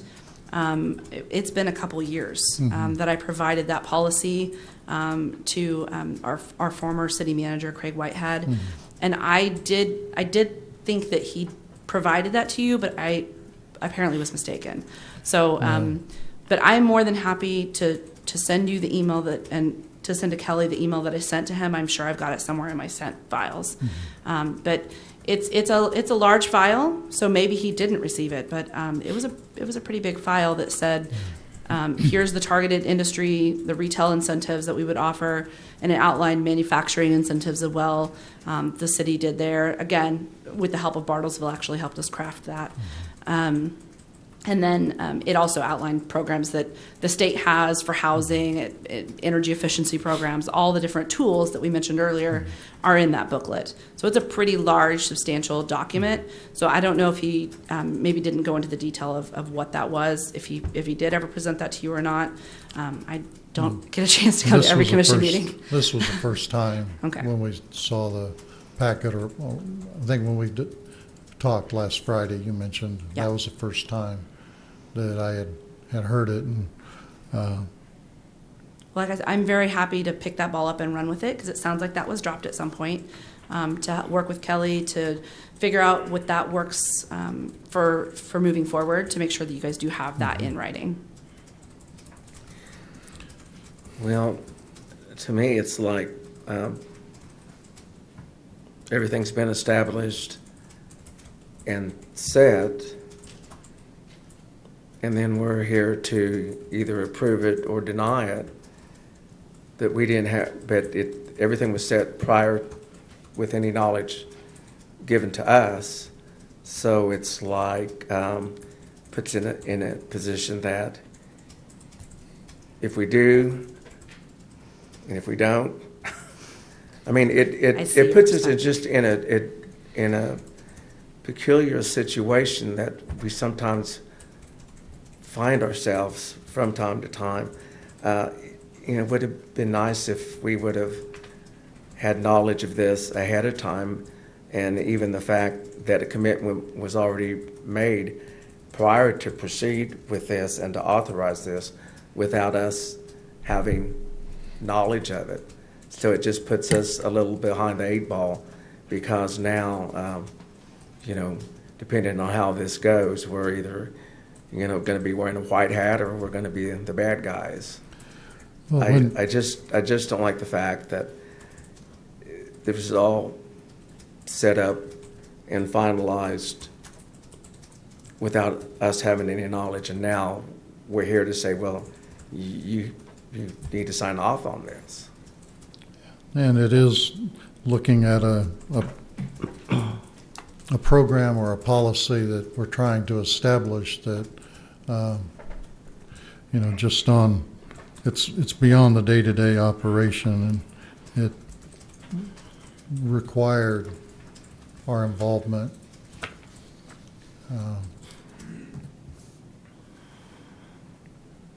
And I completely understand where you guys are coming from on that. It was, like I said, Craig and I started that conversation right when I first started, right when he was very new, and that was the policy that I was operating from as an incentive policy that we were moving forward on. And that has been kind of our structure, to just make sure that we protected the city and in those programs. But I see what you're saying. I mean, back in January, we were trying to put all these financing pieces together. Maybe we should have come in and had, a session with you guys and said that this was something we wanted to offer them back then. I brought it up with Craig a few times between now and then that we needed to get this in front of you guys, and we just never were able to connect to get in front of you. So I should have been more diligent and getting on the agenda. It's not your place to develop that policy. You can make the suggestions, but we're not. I'm not looking at a fault that you did. Just we're at an unfortunate point that with all the problems that Robert's encountered getting his doors open, that we're looking at another one. Yes, unfortunately. Yeah, unfortunately. Excited to see what they're doing and their enthusiasm, the transformation of the building or the interior scene through the windows, and here we got another one. Yeah. But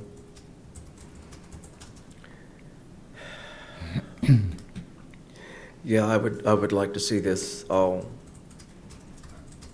spelled out as to what it is, how it's going to be made available, how it's going to be used. Mm-hmm. Because right now it's something that's been out of our hands, so it's actually been decided by someone else, the direction is how this policy was going to be implemented. So, and I know there was a commitment, but the person that had made the commitment is no longer here. And we didn't have knowledge of this. So, and it has nothing to do with you. I mean, you did all the things you needed to do. It's just a lack of communication. Agreed. It is a lack of communication. It's just unfortunate. So. I don't want to penalize the business for this lack of communication at the same time. And so I completely respect and I take accountability for some of that as well. I know that, granted, I'm not part of that policymaker, but it is my job to be your advocate as well for economic development. I thought I was doing what was at the direction of the city, and so we will make sure that it might be I would say it might be a really good opportunity for maybe this economic development group, when we get this policy, that could maybe be a first task of looking through those programs to see if that's what they want to do and tweak that moving forward. But I don't want to impact Indie Brew Works in what they've been doing and then the proposal that we offered to them if we can avoid that. Okay. Are you saying you'll consider it later if it's presented to you and you go through it and make, We need to have a program established and worked out so that we have something to judge on, to make a decision, and that would go forward. Basically, for what's being presented right now, just because a commitment was made without a policy or anything. Well, I got that. Yeah, I can. But I'm just saying, that. if it's presented to you and you do adopt a policy, this application was filled out in May of 2018. Mm-hmm. Unbeknownst to them, something happened in between then and now, and it didn't get to you. Right. So would they still be considered as what is it, if it's properly presented to you and you adopt a policy? If it's a universal policy that we're going to take forward to look at small businesses, and the policy is set up to allow it to be used that way for others to benefit from it too, as long as we're on the same playing field with everyone. But right now we can't honor that commitment because there's nothing, like you talked about a policy, an evaluation. There is none. It's just somebody said, we'll give you $1,000 per employee. There's no measure, there's no judgment, there's no control to that. And we can't operate that way. This, I am trying to help this business stay ahead as long as they can with the delays that have happened at the city, and this is to get them through September. And that is part of my concern, because I want to make sure that this business, again, can open their doors before they go bankrupt and before they have to start making their loan payments. And this was the last piece of that stack of policies and loans that we put together for them over the past few months.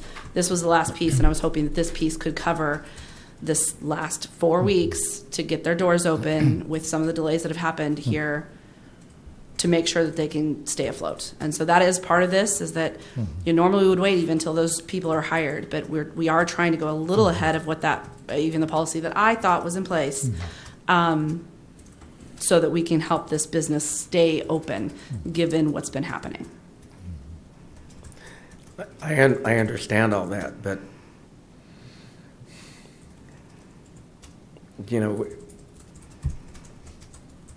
I'm for this place.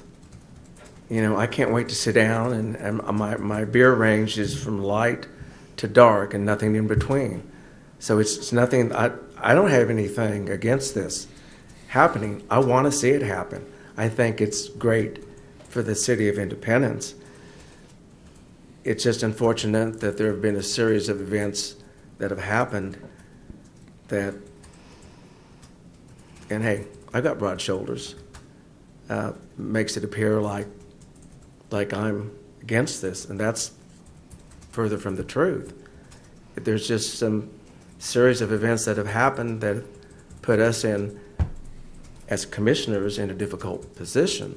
And to the people out there, it may appear that way, but no, I like going to microbreweries. I can't drink the beer I used to because of a lot of other factors. Has nothing to do with that, but we've been put in some really difficult positions, and not of our choosing, but just by circumstance. And this is another one here. I wished it would have been already developed in an equal playing field for everyone, and we could see this. I understand they're on a time constraint, and we're moving forward in our other meeting the other day, and we're trying to go as fast as we can to get this approved and clear that last log. What has our commitment, city, the MAC, what has our commitment been in dollars to the brewery up to date? What is that total looking like? Well, they've received loans. This is the only, that's so, in loans, they've received several. We have an RDA loan for them, I think, for about $15,000. Again, there's a loan, CDBG, for a certain amount. I don't want to go into the details of all their loans, but they haven't received any incentives or any grants or tax abatements at all. This is the only one. So, I mean, that's, everything else is a loan. And I honestly think that if at this point, because of where they're at right now, if we could structure this as a loan as well until you get this policy going, maybe that would get them past where they're at. But this was something that we put together forever ago. And, but again, you're right. Something was missed here in the middle, and we'll get that rectified. I'm trying to my train of thought here, but Indie Brew Works hasn't received anything else to date other than just standard loans that they will have to repay all of. None of them are forgivable. All of them will have to be fully repaid. But the thing is, the payments have already started, and they're incurring about $10,000 a month in expenses for the past 2 months. And so we built in a pretty sizable, contingency fund. We built a pretty sizable working capital fund. And at this point, they're nearing the end of that altogether, from just starting their loan payments, because we extended them out as far as we could. 6 months, I think, is what we gave them as grace to get it going. The bank has been really flexible with them, trying to go as far out as they possibly can. We've all extended ourselves about as far as we possibly can to help them get going. And we're just kind of at the end of the rope. So we're just asking for assistance here. And I think we've gone through every single loan. I mean, it's a long shot to go after one more, because we were already pretty highly leveraged for this, because again, it's a tenant. They don't own that building. So going after another loan pool, I don't know if we could go after a Prosperity Foundation or another state one, but we've gone after Women and Minority with Network Kansas. We've done Startup Kansas with Minority Kansas, with Network Kansas, eCommunity with Network Kansas, CDBG. We've done USDA RDA, the bank, and then they raised private capital of over $150,000 of private capital to throw into it themselves. I mean, we really have done every single thing we possibly could to help this business. And there was just a lot going on to get this done. So again, it was missed. But the last few months we've been trying to get it caught up and figure out what's going on here, and this was the last piece. So with this huge investment, this is actually riding on a $5,000 commitment.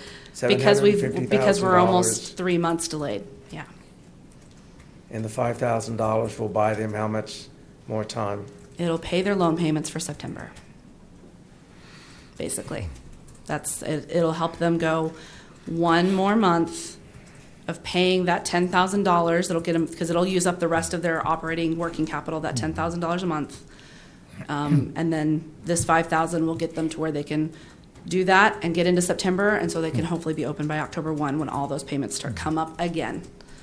So we'll get them to October.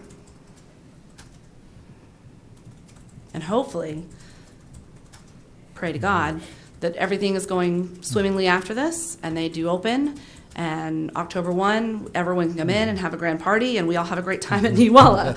Because if they're not open by Neowalla, then we're all scared. Yeah. Just like any business in Independence, Neowalla is when everyone makes their money in this town. Sure, I understand that.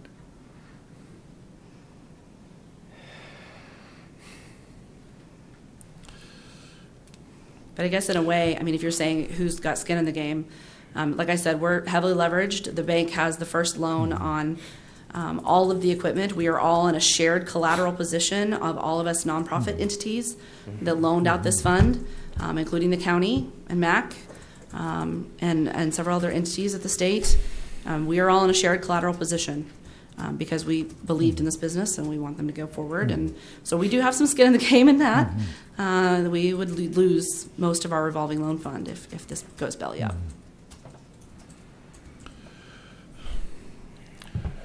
I had emailed you guys earlier, and our staff recommendation was to go ahead and pay this because this commitment was made to this business.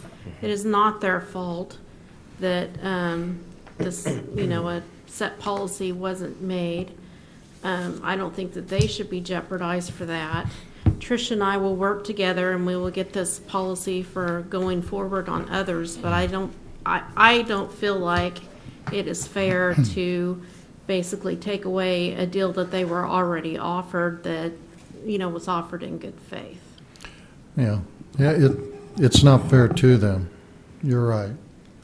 But the problem is the commitment was made by someone that didn't have the authority to make that commitment, because we're dealing with a policy, and it's established in a policy that wasn't established. There is no written policy. There was no guidelines for this type of economic development. And that's where, it puts us in a situation right now that we're to take action on something that doesn't exist other than a verbal commitment. I like what Jeff said, or his question, I guess it was more that is it possible to apply at a later date with a written policy? I think once that policy is written, then yeah, it could be applied for. But to expect us to act on something, this is bigger than my desire of what I want to do. It's what, representing the taxpayers that I have to do. I have to look at what the guidelines I have for my decision. And,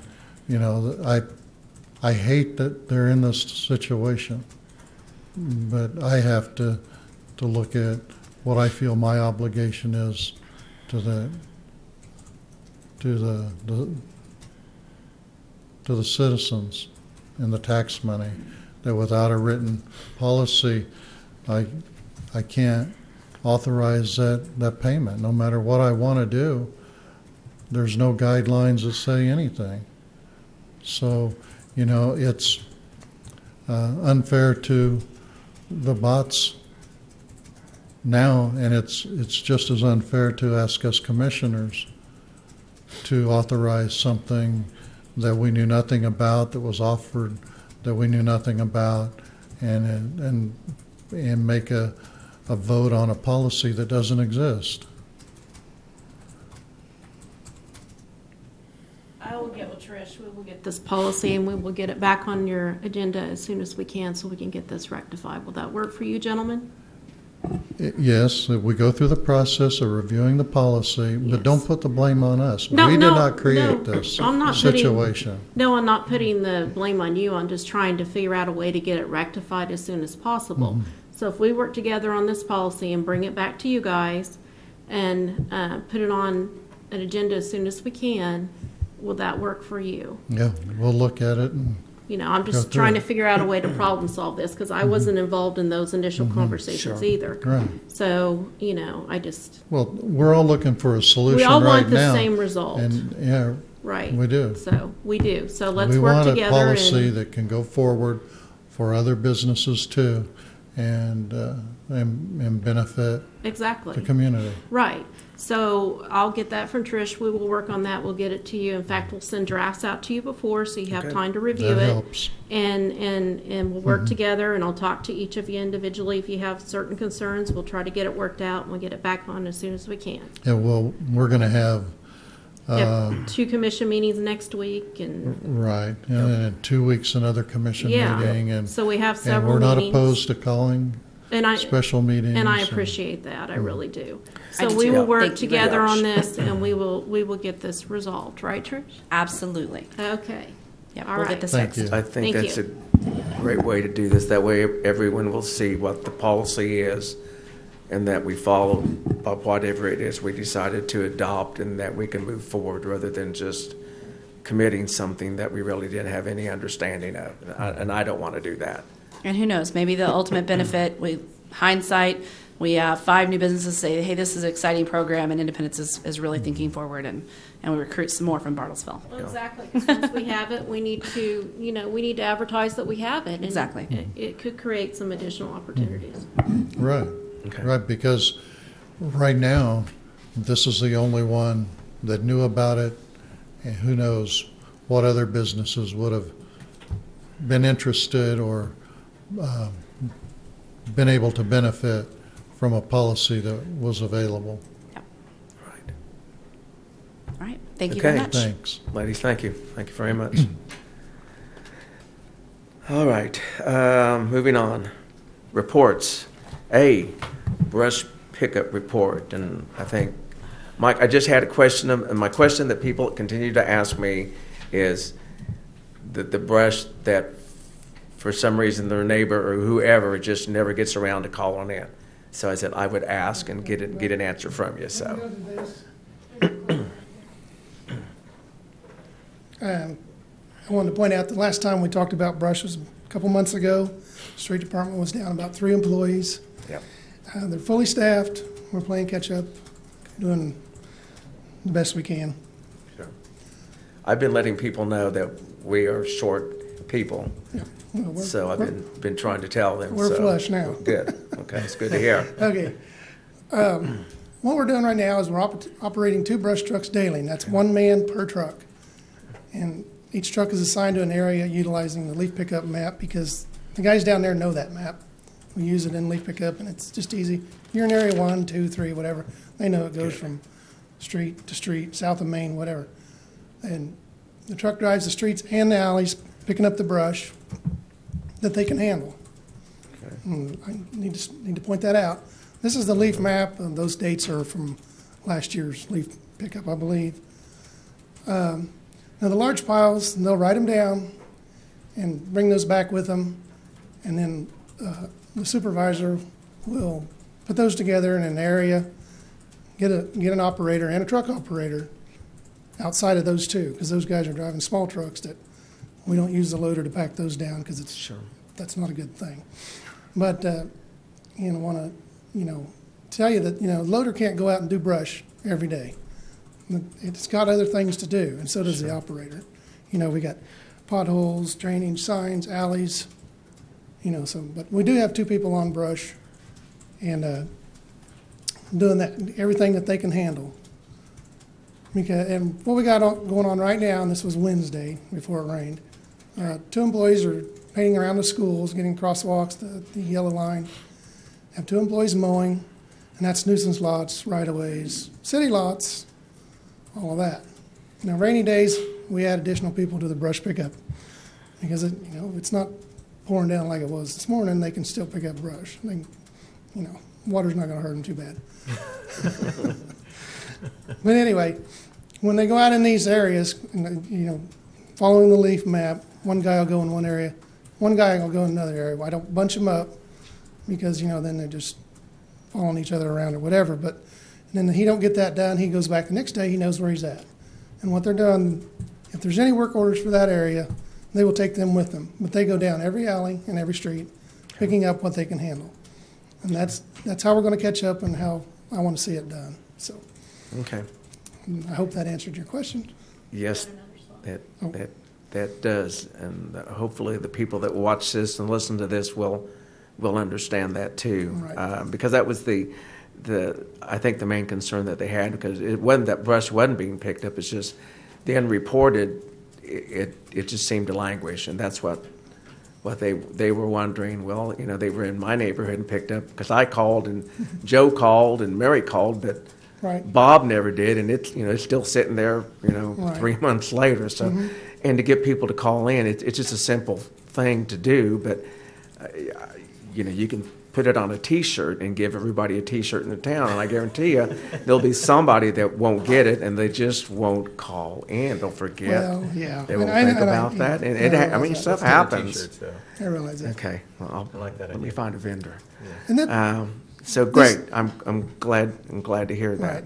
I put these pictures in here. This is a picture of a brush dump south of town, and it's split into 2 piles. The first picture on the left is a smaller area, and that's about a week of brush that we've hauled out there. The second picture is the south area. It's a little larger. That's about 4 weeks, and it's been pushed up with the loader. We push it up, then we burn it when it does rain. But that's about a month's worth of hauling. And we're very generous with the policy, if people that are listening, because there's regulations. There's an ordinance. The size of this ordinance, the size of that, and we're basically picking up things that are a lot bigger It's in size, 4 foot, in length, 4 foot and 65 pounds. and everything. So It goes way we're beyond going that. above and beyond doing So, that. yes. But I'm glad to hear that. And before you sit down, I've had a couple people comment. They had talked to me about some potholes. You guys, it rained this last weekend, and you guys already had them filled Monday. They were already filled, so I've heard from people that's saying that was quick, and so I made it a point to thank you and the crews for getting out there in above and beyond a timely manner, because even the people that saw that they were, not only did they pass on the complaint, but that it got addressed so quickly, they were very pleased. So more to the fact that they were pleased than me. I mean, I'm happy that it was, but to them, it means a whole lot. It means that that we're listening, and you're listening to us, and you're going out and acting on what's coming to us, and you're seeing that it's taken care of. So They're saying you're a god, Mike. so Don't say that. Yeah, that's what they're saying. Congratulations. don't look for that on a T-shirt anytime soon. No, it won't be. But anyway, thank you and thank the Okay, crew, I because will. I'll tell the crews. we appreciate it. All right. All right, we've got the treasurer's report, and I didn't spend a whole lot of time looking at it. So as far as I'm okay, Lacey, yes. Here is the treasurer's report that was published the end of June and is on our website as well.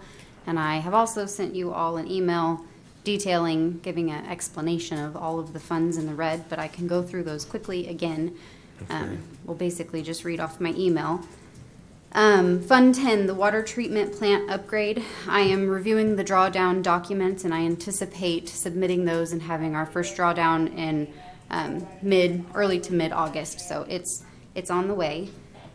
The airport fund 31 is just negative, a little over $1,000. That's simply just because revenues are recorded a month behind of expenses. So that is that one.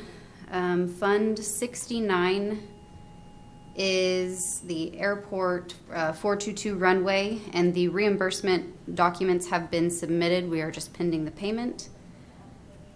Fund 76 is the Penn Chestnut to Oak. We received a $300,000 reimbursement from KDOT on July 15th, so that's just not reflected in this report.